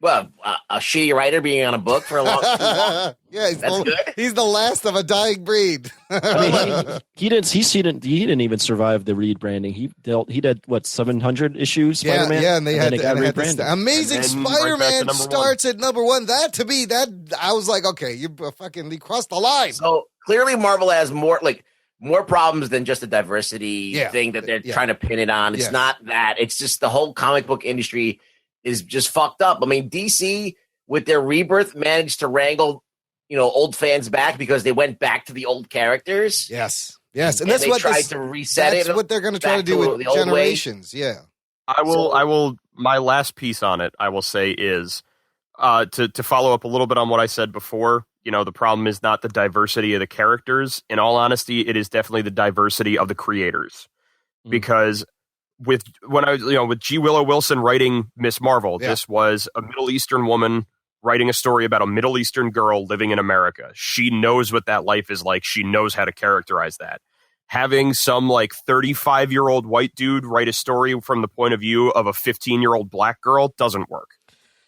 Yeah, he did create the Riri. G. Willow is she's a convert though. I think she's an American Muslim convert. But she clearly did study a Pakistani family because she nailed all that shit. 2 more quick facts, and then we'll wrap this up. Marvel has said after this secret empire, no more big major events for 18 months at least. Oh shit! They've seen the writing on the wall. Let's see if they stick to that. Yeah, I doubt it. They said they're not gonna do any more events, which is you can blame the events on Crisis on Infinite Earths. Yeah, the mother of all events. That's the one that started all this shit. And then in terms and that's the ultimate reboot too. Yeah. That was the reset. And then also think of it this way. Back in the 80s when they did the original Secret Wars, they didn't reset the fucking universe with that. Everyone just came back from it, and they took what happened and they integrated it into, issue 49 or whatever. I like that. I missed that. That's how you do it. They get back right into now we've seen with Civil War, it was so delayed that the second Civil War too, that the end was totally spoiled because they started putting out the books after the ending before it finished because they couldn't fucking get it out in time. In terms of sales, I thought it was interesting. In March, Marvel made more money, but DC moved more units. And that is specifically because in March, Amazing Spider-Man 25 came out with a $9.99 cover price. Oh, shit. This is a $10 comic book. It was thick. The balls on Marvel. Yeah, dude. I was like, what the fuck? I bought it. There was a lot of story. Yeah, you bought it. Of course I bought it. You would. It was like 90 pages, but I was like, fuck you, Marvel, $9.99. What the fuck is this shit? But you didn't really say fuck you. You bought it. No, I said fuck you as I was buying it to myself. Yeah, he was pissed that he was buying it. He said he was so mad the moment they put that dick in his mouth. I was like, fuck you, take my money, you fucking bastards. Jesus Christ. But I thought that was an interesting discrepancy. All right, that's it for the comic book talk, guys. Let's wrap up the news. We're going to play a couple of neat little promos for some of our pod friends, and we will carry on. After these messages, we'll be right back. Trivia Geeks, the unpredictable game show podcast, is back with a brand new season. They've got a new host, new games, and a new day and time. But that's not all. Now you can download their companion app, Triv Now, and play along in real time. Watch Carrie on YouTube as she tries to convince her partner that his Dark Knight hasn't risen in years. Listen on Diamond Club and Alpha Geek Radio, Wednesday nights at 9 p.m. Eastern. You can also follow the show on Facebook and Twitter and get all the latest updates and showtimes. Hi there. This is Brett Stewart from Geek Cinema Society. Are you a film lover? Do you consider yourself a connoisseur of the silver screen? Well, Geek Cinema Society is a weekly roundtable program where each episode we touch on a film considered pivotal to geek culture. From Blade Runner to The Goonies to Mad Max, we dig into it all. Plus, our guest each week hasn't seen that week's film until the episode. Join me and my co-hosts, Nicole Davis and David Luzader, on a spectacularly fun journey that hits your podcast feed every Sunday. Available on Blazing Caribou Studios. It's not just any day. It's Mr. Throwback Thursday. Hey, this is Jamie. And this is Bill, and we are the Mr. Throwback Thursday podcast. Do you remember when the wheels were steel and the beats were real? We do, and we talk about it every Thursday. You can check out Woo News, One and Done, Record of the Week, and a whole lot more. That's Mr. Throwback Thursday, keeping it classic on iTunes, Stitcher, and at highvoltageradio.com. And always remember, new school stale, old school fresh. Doc and Nerd. Hi, listener. How are you? Look, if we've made you laugh, if you enjoy the show, you've been enjoying the show these past few weeks, months, 2 years, why don't you consider joining our fan club? Just visit jockandnerd.com/Patreon. And for a low monthly pledge, you're going to help out the show, help cover some costs, and you're going to get hours and hours of bonus, ridiculous, stupid audio. That stuff we cut, post-shows, pre-shows, instant reactions, Anthony's sex stories. You'll learn what Gueva Doce is. You'll laugh, you'll learn, you'll cry, all at our fan club. It's very good. Yeah. Gueva Doce. You will cry. You will. I don't know when you'll cry. You might cry. Come for the laughs, leave with the Gueva Doce. Leave with the Gueva Doce. You're going to learn something you didn't want to know about. jockandnerd.com/Patreon. Check it out. We're going to talk about the season 7 finale of Walking Dead, so I got to press this button. Strap yourselves in, you fucks. Spoiler time. Season 7 ended the 16th episode titled The First Day of the Rest of Your Life. And, well, it was a season finale. Had a couple of oh shit moments. But what'd you guys think overall? Anthony? How did you think the season ended in The Walking Dead?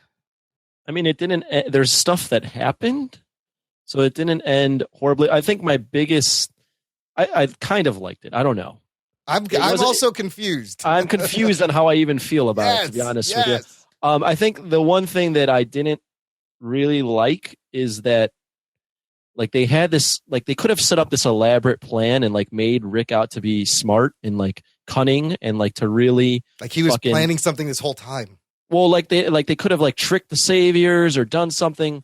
And, like, I didn't see the plot twist coming with the garbage people, so well done, I guess. But I wasn't invested in the garbage people either. Also, how dumb is Rick to get fucking caught in the double cross? That's what I'm getting at. Is it's not that Rick really got Negan; it's that he just kind of got lucky.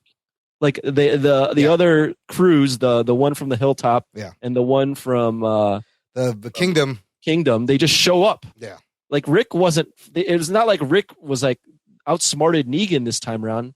It's just pure stupidity and luck that he's even in this position. So that's a little bit. That's not great writing. Yeah, I felt like the whole time I was watching this, like whoever wrote this is just jerking off. Yeah, a little bit of this, a little bit of that. We're gonna fake you out here. We got a little dangle list there, and then all of a sudden here comes the tiger. And then that's it. Here comes the. So the last episode of this season perfectly helped me sum up this season in a way that I think at least you guys will appreciate. Season 7 of The Walking Dead was the worst hand job you've ever gotten. Oh, shit. Hold on. Get your hand off my penis! That's what they did to us all season long. It starts off hot and heavy with Glenn getting his fucking eye busted out. Yeah. And you're like, okay, I see where this is going. This shit's going to be crazy. Yeah. And then you realize it really starts slowing down and she doesn't actually know what she's doing. And then it gets to a point where, like, you're 4 hours in, you're already soft. And, like, suddenly she just stops. And you suddenly like, oh, are we done? And she thinks she's teasing you, but really you're just upset that you're here. This season gave me blue balls. Oh, shit. Absolutely. I'm just picturing Delhauer's parents with the ears up. If they're hearing this analogy. Oh my god! Well, okay. Well, look. Let's talk about the Sasha bits for a second, because in the very beginning, it's kind of a confusing beginning. You see her in this confined space, and that's the moment when she dies. Like, they started off with the actual moment when she dies, and then we see Abraham. Weirdly, looks like she's in the midst of a fucking orgasm. She does have the O face on. It's true, and she's very sweating. bad. Yeah, and so obviously her hand job was pretty good. She had a good hand job in that coffin. So these coffin bits, these shots, I was like, I think they used them a little too much because it was so much filler. There was so much fucking filler. The whole thing with Sasha and her dying and having this dream conversation with Abraham and everything. Was it a dream or was it an actual conversation? That's how fucking confused I wasn't sure either. I was like, what the fuck was is it? The this? pre-conversation they had before Abraham gets his head bashed in? Oh, see, I honestly thought that this was like her fucking having a dying dream. Delusion. Yes. And for that fact, it pissed me off more because I was like, you already did this with Tyrese. I don't need you to fucking start rehashing your own shit. They brought Abraham, and then word is out that they're like, don't rule out Glenn coming back next season, and it's going to be another fucking dream bullshit scene. And no, I guarantee you what they're going to do with Glenn is Maggie's going to go into labor, and while she's going into labor, she's going to have a fucking vision of Glenn standing there or some shit. Well, what's stupid about that vision too, if it is of Abraham, is like that relationship was like 2 episodes. Yeah. Like, why aren't you thinking of like the black guy that got his leg cut off? What's his fucking name? Bob. You had a relationship with Bob. You had By a the way, relationship with I your find brother. it very ironic. His name was Bob, and he had one leg. His wife's name is Eileen. Like, how come you weren't thinking of all the people that have like affected your life? Why were you thinking of a guy that like you just got into a relationship with? Yeah, her fucking brother. Her brother. She lost her shit over losing. Yeah. Right. Well, and so that begs the other question is, look, I did enjoy the Sasha fake out in the coffin, because you actually see Negan surprised. You've never seen him like surprised and off his game. He was like, whoa. He's like, oh, goddamn. And a shootout happens, and that's when Trash Lady shoots Rick and knocks him over. And I was like, holy crap. But was Sasha really a character? How much do we really know about Sasha? Like, I wasn't really that hurt by Sasha dying. No. Right? No one was. No. But here's a bigger thing about that whole scene. Like the Sasha thing was a nice little bit, I guess. But again, like Negan is like the most fucking incompetent person ever. Why is he negotiating with Rick that he's going to kill Sasha when he's got the entire crew of Alexandrians under gunpoint? He could just slaughter. Like, why does he need Sasha to negotiate? I don't know. When everyone, he can just be like, all right, garbage people, kill them all. He's already, he's already in a position of power. Didn't make any sense. Yeah, well, like, this is what happened. I'm watching the episode, and I'm like, okay, so first they're doing the jerking off thing with Sasha and the dream and cutting back and this and that. I'm like, oh, we don't need to see any of this. And then they get to the part where there's the turn, where like where the garbage people turn and they double cross them.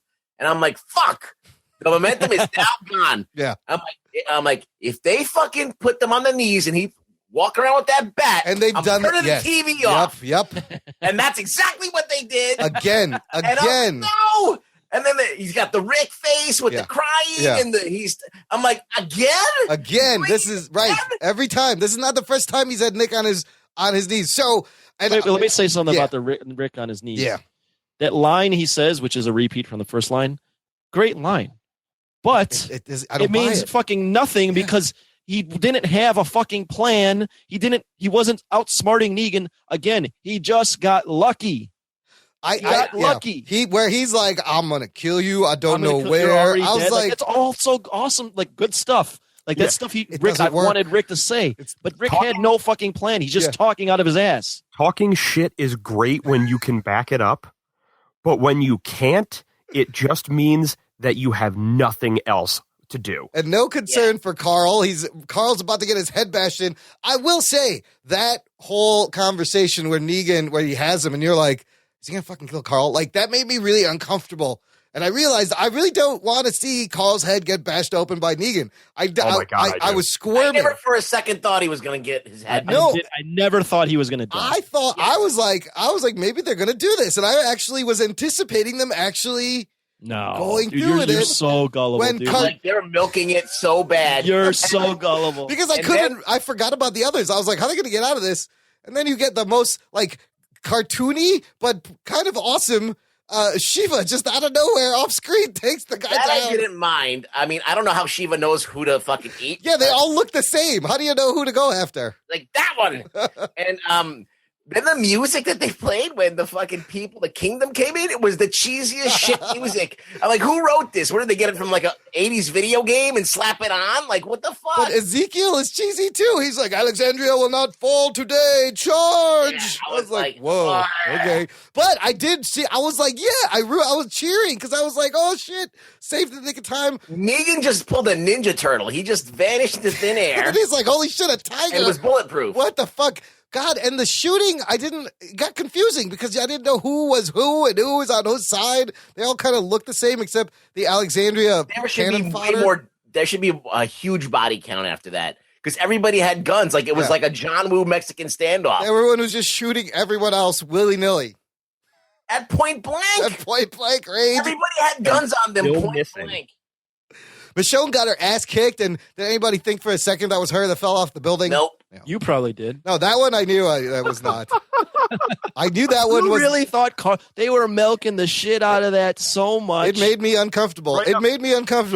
It was right up to it's the exact same thing they did in the fucking first episode where he's got him sitting there. He's like, I'm going to make you cut his arm off. I'm like, no, he's not. Yeah. He's not going to do that. That's not going to happen. That made me uncomfortable too. I don't know what it was. Like for a second, I just buy it. I'm like, I'm thinking about what's going to happen. Chandler Riggs is like 25 years old now, but he's also, the character's supposed to be like 13. I don't think they can allow him to do anything to him. This season accomplished something that I didn't think they would try to accomplish, but they guess they wanted to do this. They literally took Negan and Rick and cut both of their balls off this season. Because Negan is like toothless now. He takes every Alexandrian and like doesn't kill them. He doesn't kill any of them. And he's like, and Alexandria, by the way, has killed like an entire satellite base of his unprovoked. And like Negan kills like 3 people. Yeah. And then Rick like is just the luckiest motherfucker ever with like no teeth whatsoever. And it was a pussy half the season. Like, what are we doing here? Throughout the past 2 seasons, every time anything happened with the Saviors, they were screwing people over, hanging dudes from bridges, starting fires, gutting people. You know, like, and they were supposed to be like the most badass guys ever. But then Negan comes across from the people in Alexandria, and just because they're the main characters, is like, I'm not going to hurt you. Yeah. It doesn't make any sense. He should have killed all these motherfuckers. So what was good about the episode? The surprise, the two surprises. The garbage people thing was surprised me. Yeah. The tiger was kind of entertaining. Sasha Zombie. Sasha Zombie was nice, and it worked. I guess at the end when they're actually fighting back, and they like you see the saviors kind of fall back. That like kind of worked for me. Other than that, and then Maggie's speech at the end was good. Negan giving the finger as he goes away. Yeah. I like, did you catch that like little like wooden soldier thing? Yeah. That was from Dwight. Right? Yeah. Because Dwight was going to sneak him in, but then everything gets all fucked up and he writes on there, didn't know, as if to say, look, I didn't know this was going to fucking happen. I do find that the two most interesting characters for me, although it should have been fucking Maggie, because this should have been Maggie's season. I think I mentioned this last week. Absolutely. But I think the two interesting characters that are left are Dwight to me and fucking what's his face with the bad hair, bro. Eugene. I think Eugene's actually emerged as somewhat of an interesting character now. I loved Eugene's character arc in this season. As shitty as this season was, like he finally got his due. He knew what his purpose was, what he needs to do. I like when he rolled up on him and Rick's like, where's Negan? And he's like, I'm Negan. What do you think he's doing though? Is he He's going to go back. He's going back because Sasha makes the line, I still believe in you before she dies. And he's like, oh fuck. So he's going to find courage.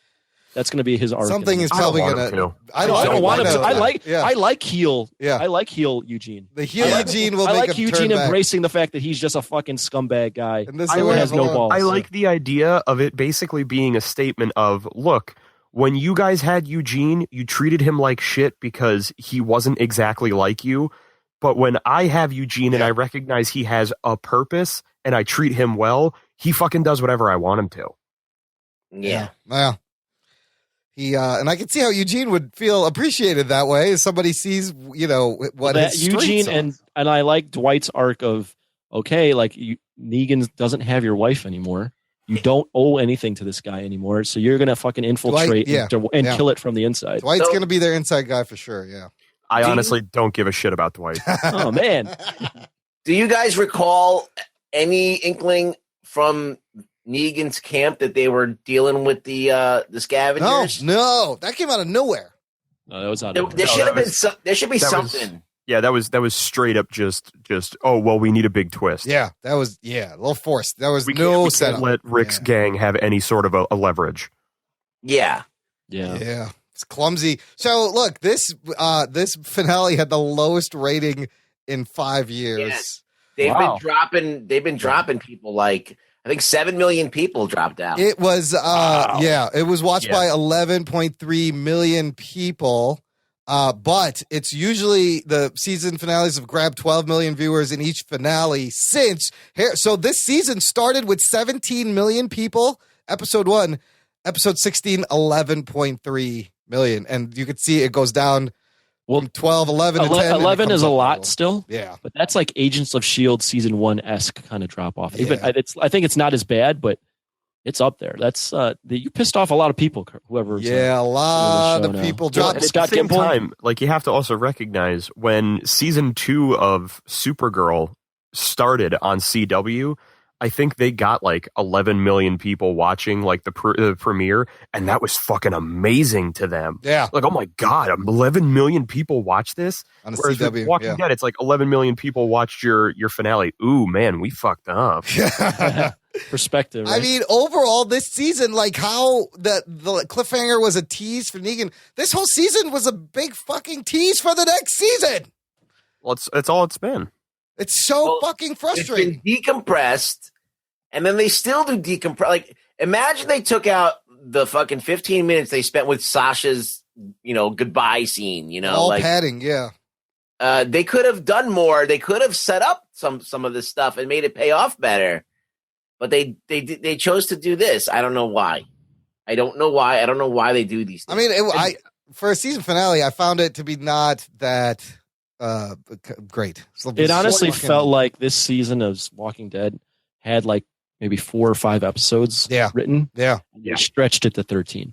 I also, to run with something you guys had said last week, if they had replaced the junkyard scavenger people with Oceanside, everything would have made so much more fucking sense. Yeah, why do you sideline this whole group of people? You take their guns and you just sideline them and then you got to introduce the trash people.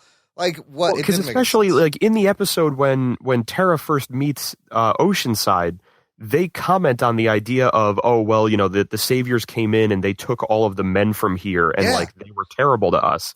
So you all have a reason to fight. Bring Rick and his group here. Yep. You're reluctant at first, but you decide to go along with it. You go off. You then go to take on the saviors. Double cross. It turns out Oceanside is actually working for the saviors. It fucking matters at that point. But bring in a random group you've never heard of from anywhere before, and now they're the bad guys. What do I care? Yeah, it's shitty. Plus the scavengers, they had no beef with Negan. Like, why would they even want to be on your side? How about how flip-floppy the fucking leader of the scavengers is? Like, how many times has she caved on something? Like one time where he goes, say yes. She goes, yes. And then she requested something from Negan and she caved. She wanted 12 people, something like that. Yeah, and he goes, people are valuable. And he goes 10. She goes 10. Yes, he just fucking caves right away. I will say, though, pretty funny. I think my favorite moment of this finale is the leader of the scavengers just outright saying, once this is all over, I'm having sex with Rick.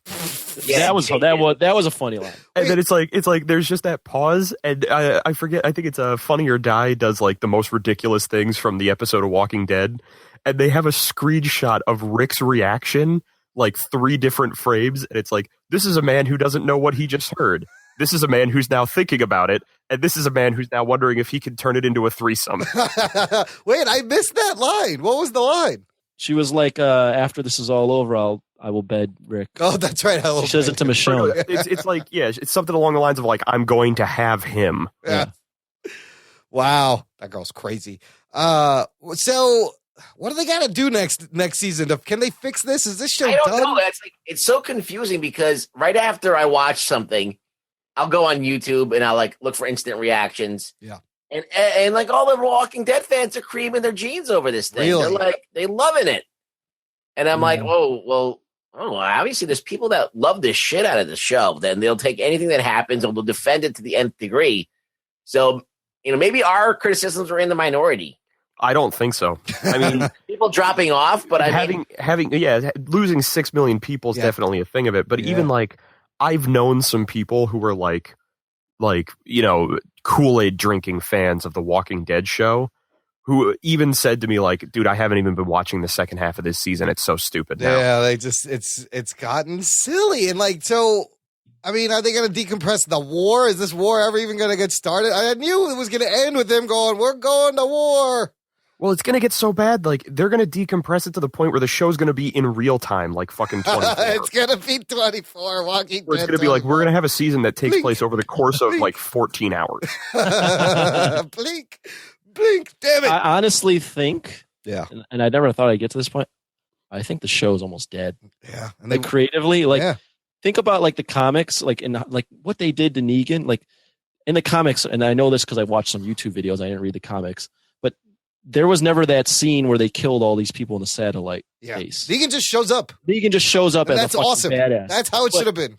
But they don't do that here. They try to change it up. Yeah. And it just makes Negan look so fucking weak because he should have just slaughtered all of his Alexandria if they were this fucking badass crew. But he doesn't. He kills only 2 people. He lost like 30 people in that fucking thing. And you can kind of be like, if you think about Negan, you're like, he's actually all right, which is not what you should think of Negan. I mean, in the comics, his thing is like, when you meet him, the way he introduces himself is, I'm going to have to kill one of you.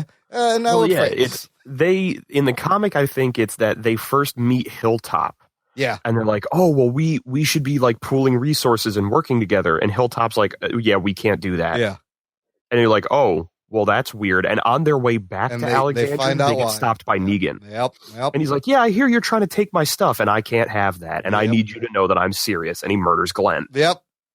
And so then they're like, well, we got to fucking do something about this. Like, we got to rally together and stop him. And everyone's like, you can't stop him. Like, this is just how it is now. Where they are now is nuts. I'm still reading. But that storyline is different than what they did, and it's better, and it makes Negan a lot more absolutely than he is right now. They also, because they know that Negan is a fan favorite character from the comic, and they know that everyone, Jeffrey Dean Morgan's like one of the biggest names that they've brought on that didn't get famous because of this show. They knew that they needed to have him on screen more. So that's why they started having all these character moments that really are making him more of a person. Like in the comic, Negan had his moral code of I won't allow rape, but he was still killing people because he wanted to. And, he still had this no tolerance policy for just a bunch of shit. Like I think the whole ironing people's face thing was from the comic as well. Yep. But he killed a lot more of his own people. Yeah. Like it was just straight up like, you broke a rule, gunshot. Yeah. Well, that's not what's happening. What's happening is that we have a guy that is almost ambiguous as Rick in his morality. Yeah. So. Yeah. Well, even better than at times. Yeah. Like he's like, you know what? All you got to do is if you work for me, man, you got it made. You can have your own apartment with video games and a nice chair. That's very and a nice. Good bed, and I'll treat you like a person. But if you cross me, well, then I'm gonna have to be mean Negan. See, they never show the people. Like the only time that you get an inkling of how like oppressive Negan is when you see the harem, and that's it. Like you never see the other guys that fucking hate Negan, but they have to be. They have to succumb to him. Yeah, it's you see the harem, and then it's the one moment when he has Carl, where he walks in and everybody kneels down, and he says to Carl, "They'll fucking stay down until I tell them to." Yeah, whenever he steps into like the warehousey area, everyone is at attention. Is there too many characters in this show now? Is that starting to be an issue? Like, I feel like maybe you kill a couple more people. Well, now the problem is hurt a there's little been bit more than two main characters for seasons now. Yeah. Ever since season 4, it's not Rick's story anymore. It's that whole group, and now they're adding in Negan, and they're adding in, Dwight, and they're adding in whoever the fuck else. Kingdom.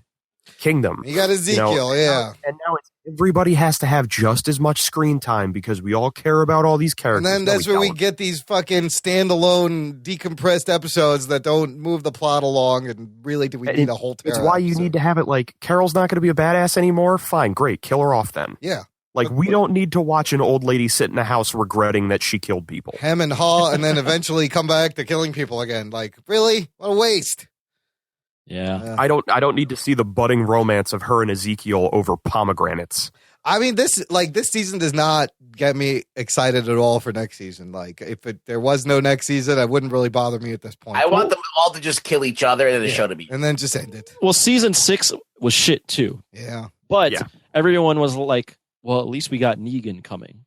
That's why I'm like, season 8, like what? I'm not excited at all. Because like I saw a season of Negan now, and he was overexposed and defanged. Like, what the fuck? What do you have to look forward to now? Yeah, we weren't happy with the war, right? And like we should have had the war this season. We should have had the war. The war should have been started halfway through this season. Legitimately, season 6 should have been working at Alexandria, meeting Hilltop. Halfway through, Negan shows up, figuring out what they're going to do, getting fucked over. Yes. Season 7 should have been fucking 16 episodes of them at war. Yeah. Yeah, that's enough for your character development to fucking get all this shit out without slowing things down. It's funny how we weren't happy with the cliffhanger ending last year, and now there's no cliffhanger ending, and we're like, well, this kind of sucked. But it's just the show. But it's not. It's in general. I don't think anything would have saved. Like no. This episode was just a culmination of a really bad season. Yeah. Of TV. Yep. Very uneven and frustrating, and with lots of bad CGI. Their practical effects are always good. They should just stick to that. Have you guys seen the picture of the making of the tiger attack at the end. Oh, there's a guy in a blue. It's a chubby guy in a blue suit. It's a dude in a green morph suit jumping off of a trampoline at a person. Yes, and he just tackles him from the back. It's pretty funny. And then they just take him out. They need. That's awful. I want to see the untouched footage from the angle that they had, where just out of nowhere, you fat guy in a morph suit. It was in Talking Dead. They showed the video of that. They showed the video of the guy jumping at the guy, and it was hilarious. After his show, it's great when you get picked to be the guy to be the tiger. Can I be the guy that jumps up? Like you look kind of like a tiger. Well, it makes me think of the SNL sketch they had a few years ago, where it was Bobby Moynihan was playing the mocap actor for the Dragons in Game of Thrones. That was great. He's in the background, and they're like, "This is a game," and then he goes, "Of Thrones," and he's like, "Cut! Who said that?" He's like, "Oh, I didn't. I'm sorry." He's just like, that's not my line. Okay, and now we need the dragon, and he just throws his arms open and starts like screaming.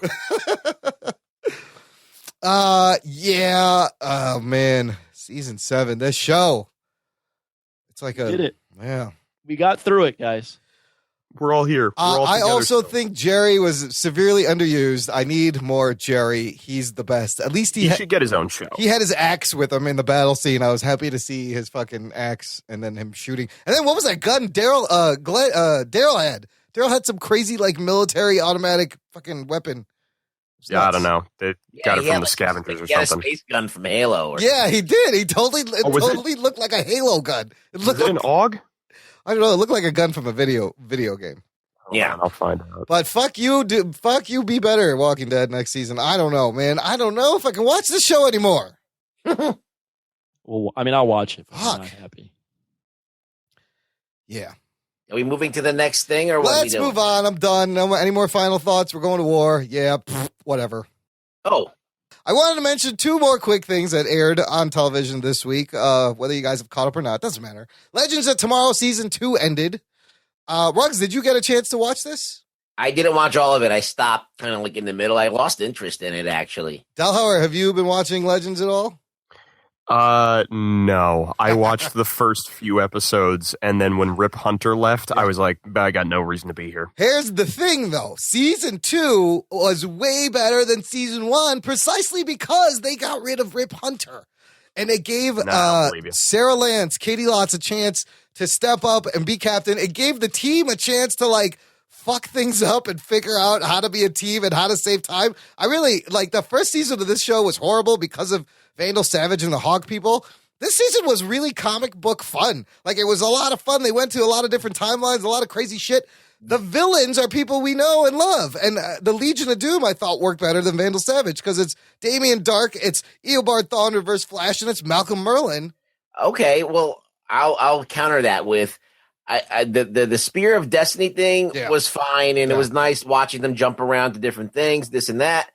But when they started warping reality and then they started doing these Elseworld episodes of different realities and shit, I was like, all right, I don't want to watch this. Well, that's part of what the Spear does, but they did something on this last episode spoiler alert. That I didn't think they'd ever do. They went back and had to go stop themselves like 2 episodes ago from doing something. Like, they broke all fucking rules of reality and paradox, and there was 2 sets of these heroes from just a little bit apart. And it worked. Like, it was a great ending. It was pretty fun. I enjoyed the season as a whole way better than the first season. Do you mean all those rules and paradoxes that in the last episode of the first season they proved weren't a thing? I'll tell you what I liked. I liked that Sarah Lance was the leader. That was about it. Yes. And that's I'll it. tell you what I liked, and then he does one thing. That's it. Well, he said, I'll tell you, I like one thing. I mean, that last show was she kind of saved the day. It was all about her coming to terms with her darkness and whatever and being a captain. And even Rip at the end is like, you know what? You got the ship. You did a lot better than I did. Taking Rip out as captain, I like that. It really helped because he was just a fucking bumbling idiot. Yeah.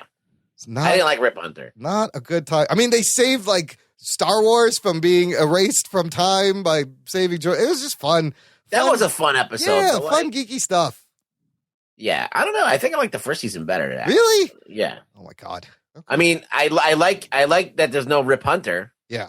But I don't like this kind of like Legion of Doom, and I found them to be annoying, and the Spear of Destiny being this thing that never went away. It just was annoying. I just like how this is like not going to plan for Imran. Like I'm sure he was like season 2. Everyone's going to like talking about season 2 of Legends of Tomorrow because it's better than season 1 and it's just being shit on. It's great. I shit on everything. So you do.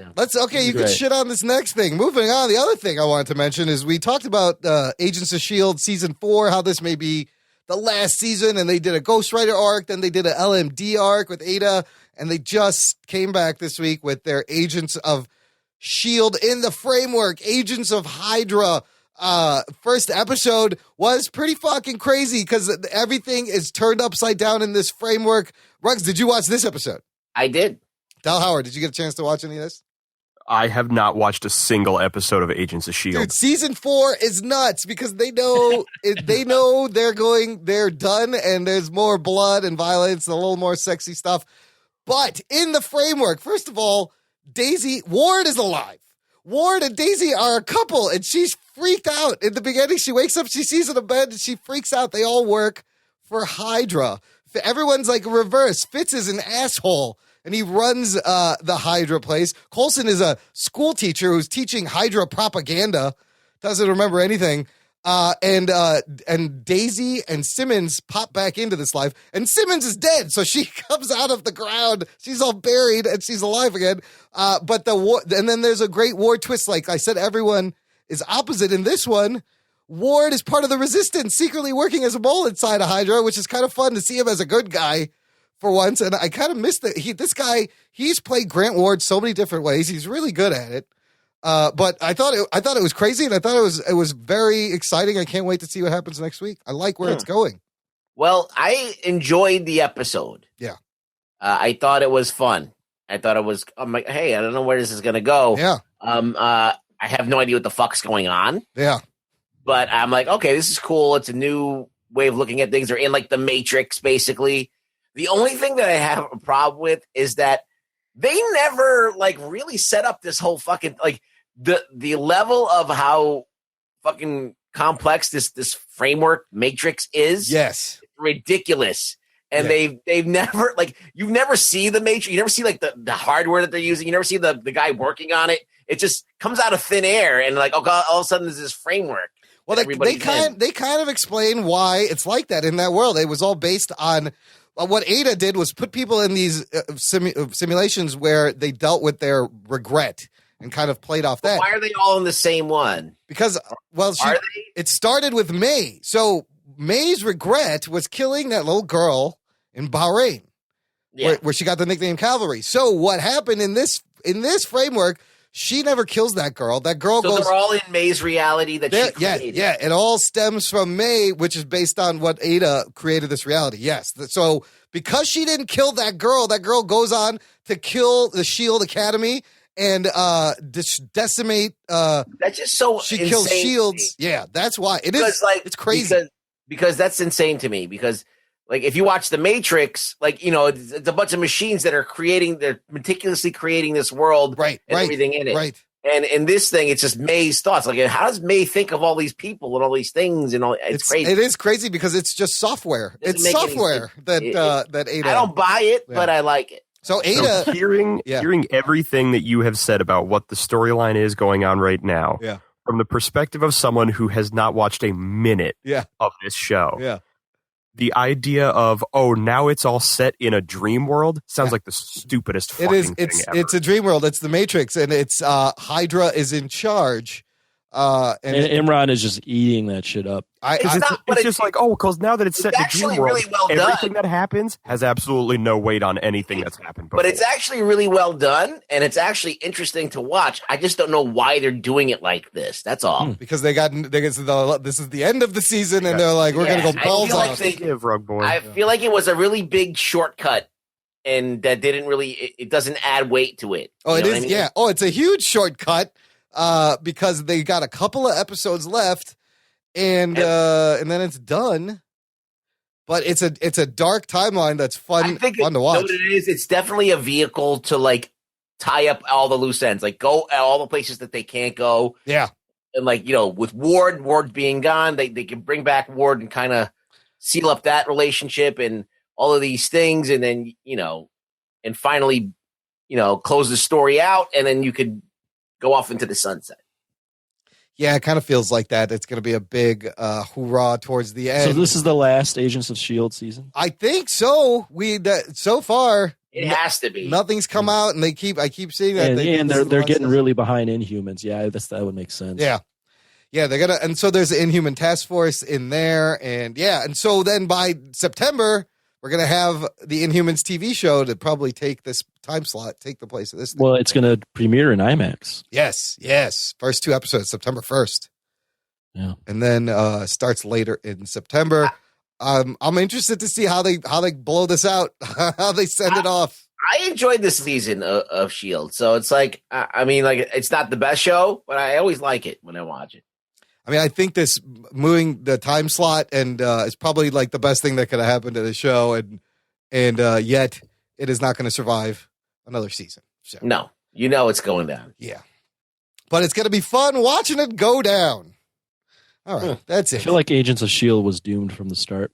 It really was. The first season, it was really weak. Like, it's hard to watch that. It's not only that it was a weak first season, but the expectation from everybody that watched the first episode was, this is all connected. I'm going to see a weekly show with Captain America and Iron Man and Thor. Yep. That's never what you were going to get. It was not. I feel like maybe it wasn't. They had high hopes, and it wasn't really playing out well. Pinning it and connecting it to the Marvel universe as a whole was a blessing and a curse. It was a blessing because people were going to watch it. Yeah. The curse was this was not what people were expecting. Well, and the biggest problem they had that Jed Whedon had talked about was when they greenlit Agents of S.H.I.E.L.D., they greenlit it as being its own show. Yeah. But they said because it's part of Marvel Cinematic Universe, it is tied to the Marvel Cinematic Universe of the movies.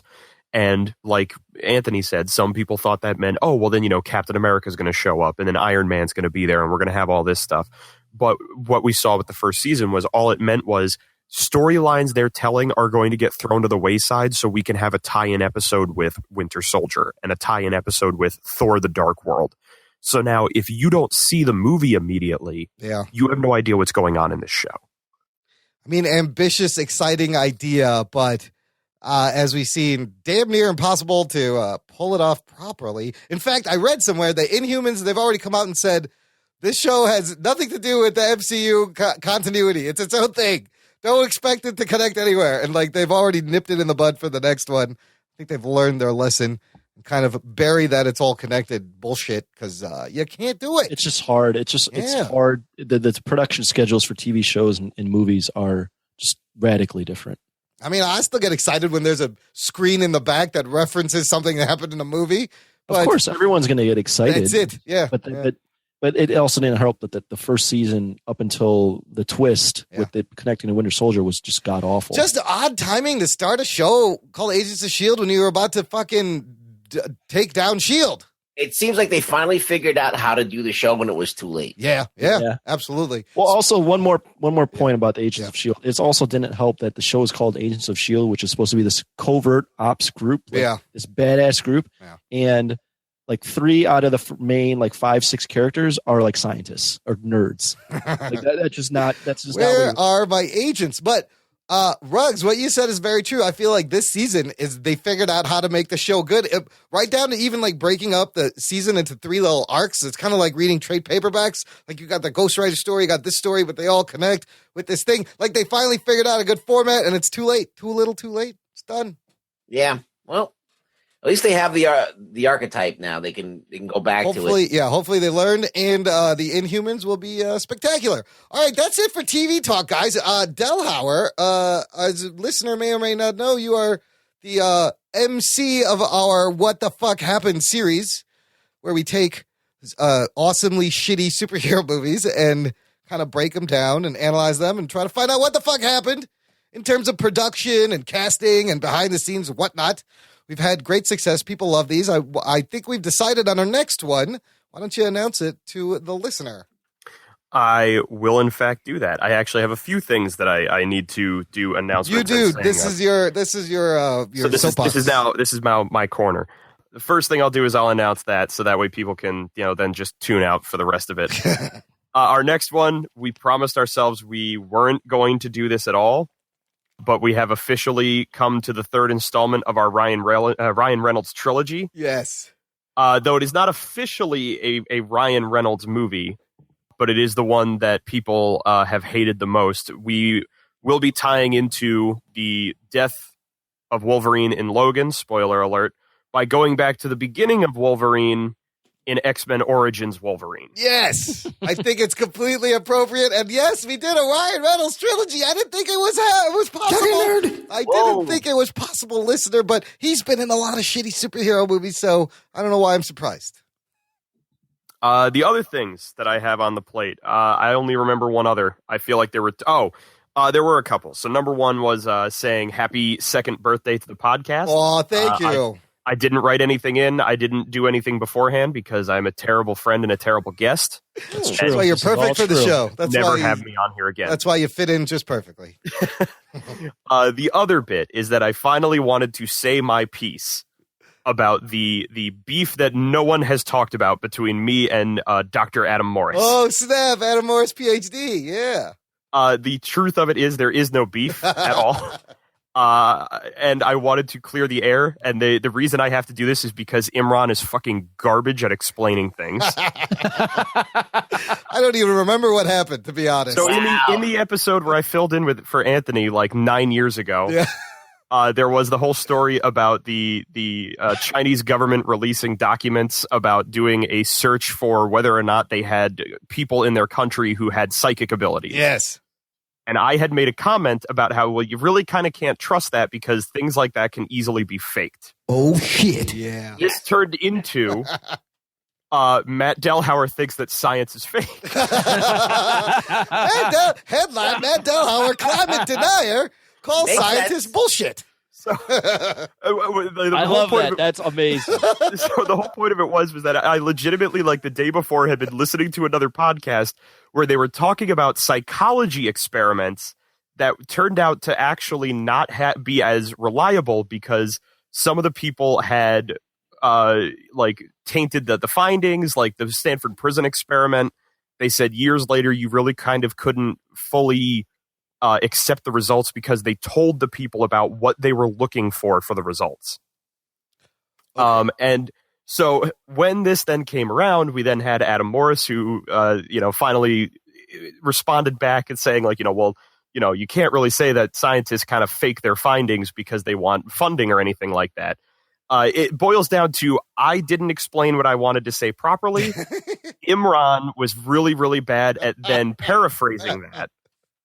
Matt Delhauer hates science. But what I found funny was as I was listening to the episode that Adam Morris was on, which was an amazing episode, by the way. Yeah, science. I want him on here more often. He's I even great. have a science question for him. Oh, you can spit it out now. He'll send us some audio. I've got one more thing, and then I'll do that. But as I was listening to it, and Imran was saying this, I'm in the car screaming at my podcast, like at my phone, just, Imran, that is not what I fucking said. What was funny was then the topic of the super children of China came up. Yep. And even Adam Morris goes, yeah, well, but, with psychology experiments, they have all these different things that make it so that they possibly couldn't have gotten the proper response. I was like, fucking thank you. That's what you were talking about. Look, I'm glad you said whatever you said because it got him to tweet us, which led him to coming on the show. It was a great train of events. I felt like I will willingly talk out of my ass about whatever if it gets more amazing guests like Adam on the show. Yeah, we're definitely Imran's in the hot seat. We're definitely gonna. All I got to say is science. Yeah, fake news. Fake news. Oh shit! Science is fake news. The Earth is bro. flat. People don't believe otherwise. Science is fake news. It's all a fucking Chinese hoax. Get off. Do you even podcast? Numbers are bullshit. Don't look at facts. No. Fake news. It's If the Greeks were so great for inventing math, why are they all dead? Where are they now? Where are they now? Yeah. Dude, we'll have Adam Morris back on many times. He's awesome. So I love him. My superhero question for Adam Morris, funny enough, is another Spider-Man question. Cool. But it's about Miles Morales instead of Peter Parker. Okay. So Miles Morales has his Venom Sting or his Venom Blast capability. Yeah. But what it actually is it's like an electrical attack. Like he like zaps people in the nervous system or whatever. Yeah. By just kind of poking them. Right. It's like a little stinger. is there actually any like instance of there being a spider species that uses like static electricity or anything like that? How the hell did this power come from being bitten by a spider? It's a good question. Like, is there spiders that paralyze other insects with some kind of like he calls it a venom sting because there are spiders that have like venom bites and stuff like that. But this is legitimately, he shocks them. But he can also, he has a couple of different powers in Spider-Man. That's one of them. And then he can also camouflage and kind of become invisible.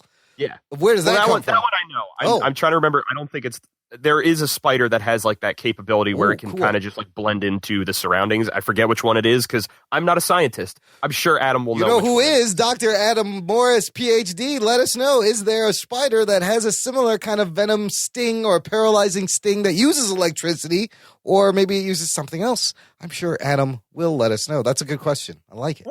Good question. I like it. Okay. Of course you like it, Imran. It's a fucking Spider-Man. Speaking of Spider-Man, I got some feedback from our listeners about Spider-Man that I want to share real quick from Ronald Hans, our loyal listener and Patreon supporter. Thank you, Ronald Hans. He says, listen to the latest episode, wanted to comment on the Spider-Man talk. I know Ruggs and Imran are a little down about what they've seen on the trailer since they are doing a lot from the Ultimate Spider-Man runs, but I personally think that Marvel is in a no-win situation on this. There have been 5 different Spider-Man movies done with 2 different Spider-Mans and 2 different origins. If Marvel did another origin story, even if it was the true Marvel origin, it would have pissed off people because this is the 3rd one in the last 15 years. I think coming off of Civil War, this is the best way to introduce him in with his own standalone. And let's not also forget that Sony still owns his rights. To me, it looks as though Marvel is doing what they can with what they have not already been used by Sony to tell the best story they can while still trying to make it seamless with the MCU. Lastly, Marvel hasn't fucked me yet with any of their movies. I don't think they will start with this, what is probably their most popular superhero. And you know what? Those are all good points. They are in kind of a weird situation with this character. Really? You agree with this? Because I understand what Ron's trying to say. I don't like it. Yeah. I understand what Ron's trying to say, but you're talking about fucking from 1960 to now, there has been countless Spider-Man stories. Yeah. So now we got to mine stuff that's from Brian Michael Bendis. Right, from the 2000s. That's from an alternate universe, and from Miles Morales, who's also from an alternate universe, to tell and to integrate Tony Stark as Spider-Man's savior. Mentor, it's completely... That never existed from the 1960s till just like 5 years ago. Well, I think the problem is that when they started the Marvel Cinematic Universe, they started by using a bunch of the Ultimate Universe storylines and characteristics and stuff in order to build it, because that was the most current version of the origins that people had known about. It's why S.H.I.E.L.D. had the Triskelion in Winter Soldier. Yeah. It's why they have Tony Stark basically being like... It's why Nick Fury is Sam Jackson. It's why they have the Black Nick Fury. And so the problem is that they already basically built an Ultimate Universe movie universe. So now it's like, this is the world that they have to play in. They can still easily integrate things from the 616 universe. But I think the problem is that if you look back, Sam Raimi's Spider-Man was the closest we'd ever seen to them doing a 616 universe origin. Yeah. So to redo that, it's just them being like, we have other things we could try. Why do they have to redo the origin at all? They don't have to. They don't have to. They're not even doing it. But it's like, I don't know. It's a mixture of, they want to have their own stamp on it. At the moment, the only thing that other people haven't touched is Ultimate. So they're going to run with that so that can be their version.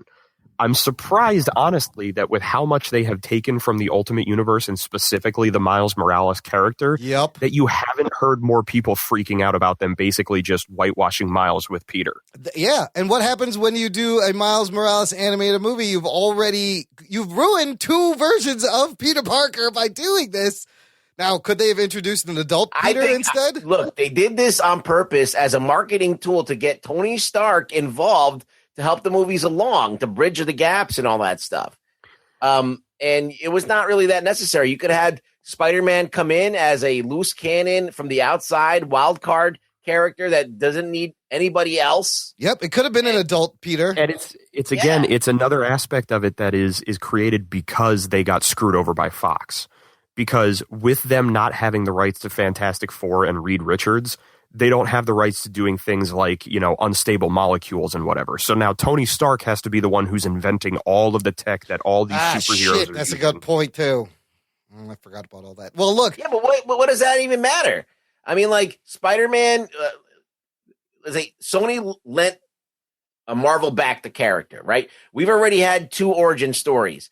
You could even have continued with Andrew Garfield into that thing and just had him show up at the Avengers and not have to recast him as a young kid and change the whole story. It boils down to Marvel and Disney are not going to use other people's shit.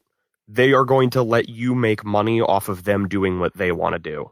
It's why Sony has the rights and they have the distribution, but they have absolutely no fucking say in what happens in these movies. Dude, even Brian Michael Bendis, who created Miles Morales, Ultimate Peter, and Genki, is confused by this character being Ned Leeds. He goes, I'll be very honest right now. I have not talked about this publicly, but it feels very bizarre.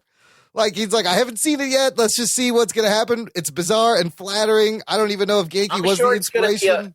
I'm sure it's going to be a fine movie, but it's just, I don't understand. I mean, all the reasons that people are telling me that they're doing this, I'm like, they didn't have to do that. They didn't have to go to these lengths to change the character.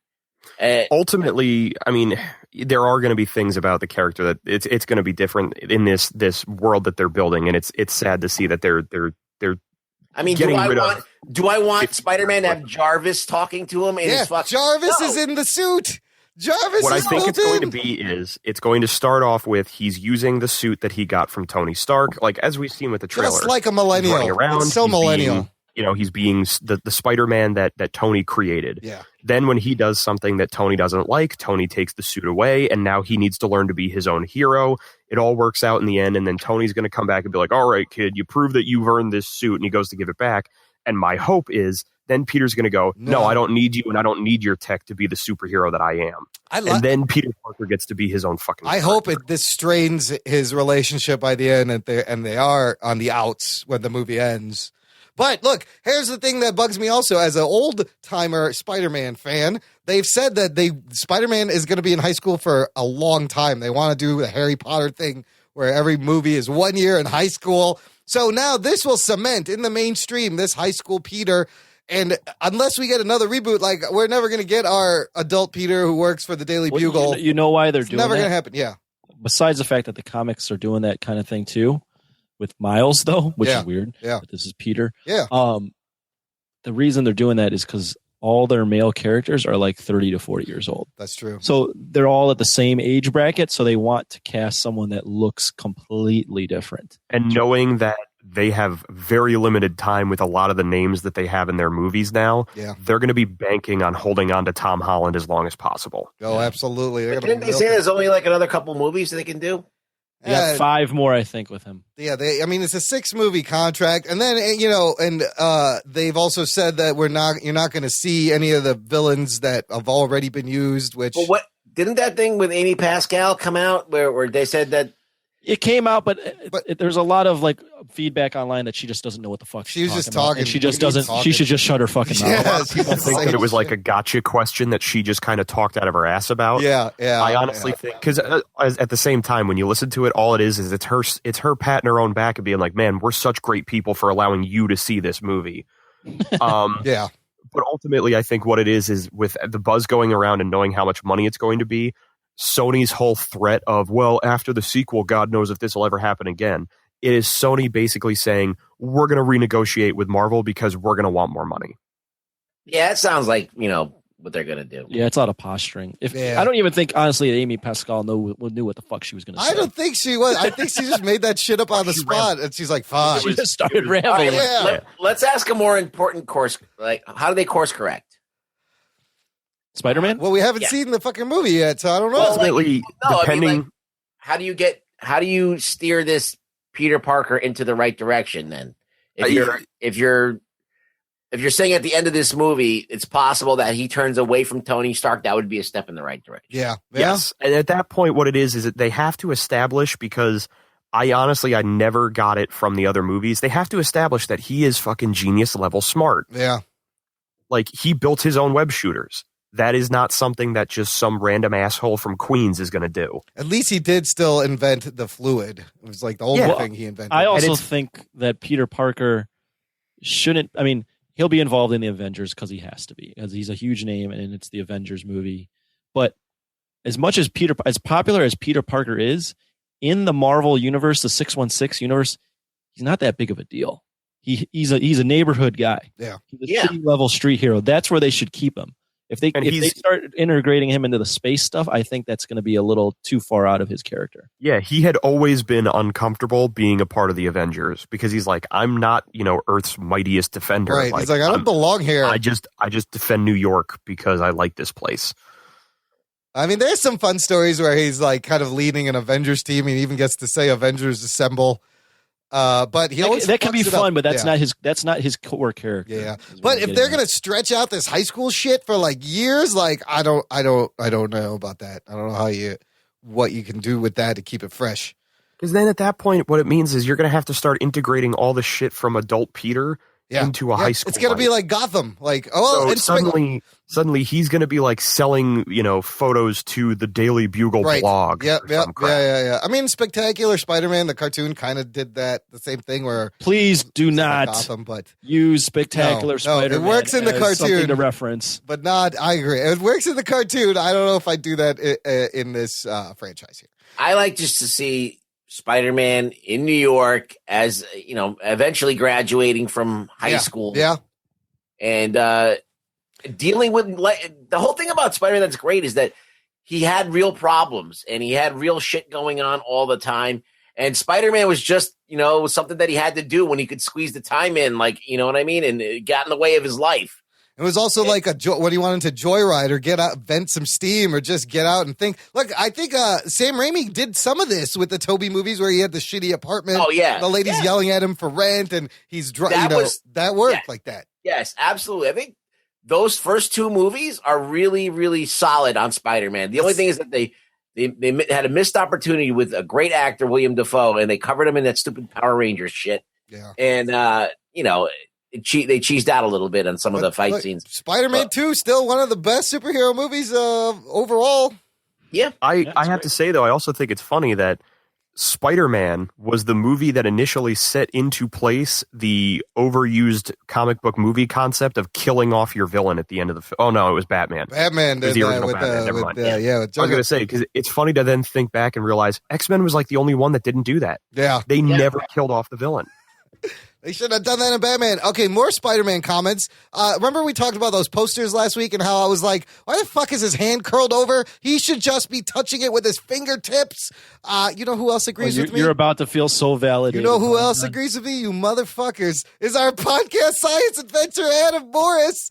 He says, tweets, you were right on the last podcast. It is odd that the fingers are curled over the sign. He should be using the surface area van der Waals forces to stick. Geek boner. Just like he explained on that episode about how spiders stick. So he gets me. Adam Morris. You know what it makes me wonder? Yeah. It makes me wonder if it's going to be another fucking thing from Ultimate. Because I'm fairly certain in the Ultimate comics, Miles puts his entire hand and foot down in order to stick to things. Oh, really? Instead of his toes and fingers. Oh. That's stupid. No, don't do that. And then last thing I want to share. I made that up. I don't know. The listener is it was my birthday this week, so thank you everybody for saying happy 81st birthday. I'll make this shit look good. You know what? It was your birthday? No, you don't. It was it was on Wednesday. I turned 41, but I tell Never people looked worse. 41. I tell people I'm 57, and then they're like, "Oh, you look pretty good." Oh, you look pretty good for 57. Yeah, so that's the loophole I'm using. But Jimmy Graben, our buddy Jimmy Graben, formerly of the Newsroom, posted this on our Facebook group, and it said "Happy Birthday," and it's pretty neat. What it is, it's like a quote of the day calendar, and it's actually for April 5, Wednesday. The quote for that day is, "With great power comes great responsibility." Oh shit! However, this, I asked him, it's from his wife's work. She's a history teacher. This is a quote of the day history calendar. The quote is attributed to, it's a 1793 French National Convention. Oh, shit. You thief, Stanley. That's actually, and so it got me thinking about the origin of this phrase, and that was, some people say Voltaire used it first, Winston Churchill used it, but the earliest written is this 1793 French National Convention document that they used this power. And in fact, a lot of people think Uncle Ben said this line in Spider-Man. Uncle Ben never said this line. The line was in a caption at the very end of the origin story of Spider-Man. So that was the thing that just became I guess it was added in as the mythology went on. But I thought it was interesting. I forgot that Ben doesn't actually tell him this, and it's all bullshit. It's the narrator. Right, I'm starting a revolution. Hashtag boycott Stan Lee. No one ever. Yeah, Stan Lee's a thief, and no one ever actually told Peter that great power comes great responsibility to his face. In the Amazing Spider-Man 2, there's a deleted scene where his father shows up at his grave, and Pete's at his father's grave, and his father comes out of hiding and tells him that quote. Isn't it like very JFK where he's like sitting on a bench and his father just shows up in like a trench coat? Yeah, something like that. Peter, where'd you come from? He's like, I made you. Your dead dad. He's like, I made you Spider-Man. So great quote that Stan Lee found, and it perfectly relates to Peter Parker. So whatever. I thought that was always interesting. Find a way to relate everything to Spider-Man. Of course, it all comes back to Spider-Man. That's right. Well, look, that's the show, everybody. Thanks for hanging out. Yeah. I want you guys to check out 2 new shows, Sketching Comedy and Trivia Geeks. I'm on both of those shows. I'll put links in the show notes over at the Blazing Caribou Studios. You can hear more of my dumb voice. Matt Delhauer, where can people find you online? Well, at the moment, they can find me on this podcast whenever I blackmail you into letting me on. Whenever you force yourself on, yes. They can find me on the Ginger Geek blogs whenever I blackmail myself into writing something for it, which is gingergeekblogs.wordpress.com. They can find me on Twitter at Matt Delhauer. And actually, coming in the next couple of months, there are going to be a couple new releases from Cape Swish Productions, nice. Which is the company I am a part of that does the comic book audio dramas. We'll be dropping Avengers Disassembled at the end of April, in which you'll get to hear my dulcet tones as Captain America. Awesome. And then June 1st, we will finally be releasing Batman The Long Halloween, in which I got to do my best Mark Hamill and play the Joker. Dude, That's awesome. You just got to play Captain America and the Joker, 2 great, drastically different roles. And for the listener, check out Cape Swoosh if you like Audible, if you like produced audio dramas. These guys do a great job with the acting, with the sound effects, and they recreate the comic book very well. I love the stuff you guys do over there. Yeah, it's on YouTube. Just search Cape Swish Productions. We should be the first one that shows up, and if we are not, we are going to sue. We're going to talk to Google. I'll put a link in the show notes, of course. Keep it handy. Ruggs, where can the people find you? Well, the time has come, folks, where you're at the end of the show, and it's about to be over, and you're wondering, what the fuck do I do? Well, you could go to our Patreon. Yeah, you can go to Jock and Nerd, and you can hear more show. Which I just did. Or you can go to Twitter and find me at Really Rug Boy, and then we can continue this conversation, and I'll ignore you when you do. You get ignored by Rug Boy on the Twitter. Just go to Patreon. There's more show if you want it. Listen, all you got to do is visit jockandnerd.com. The links to everything is there. You can listen to us on iTunes, Stitcher, TuneIn, Google Play, iHeartRadio. Leave us a rating and reviewing. And, of course, tell a friend. Spread the geekery. Thanks for listening to the Jock and Nerd podcast. My name is Imran. My name's Anthony. He's the Jock. He's the Nerd. And we'll hear you next time.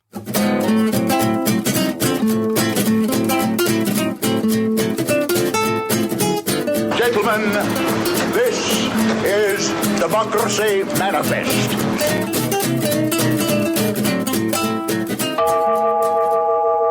My spider shits are tingling. Jock and Nerd. It's back. I missed that one. I loaded it up. I didn't get a chance to use it. Oh, shit.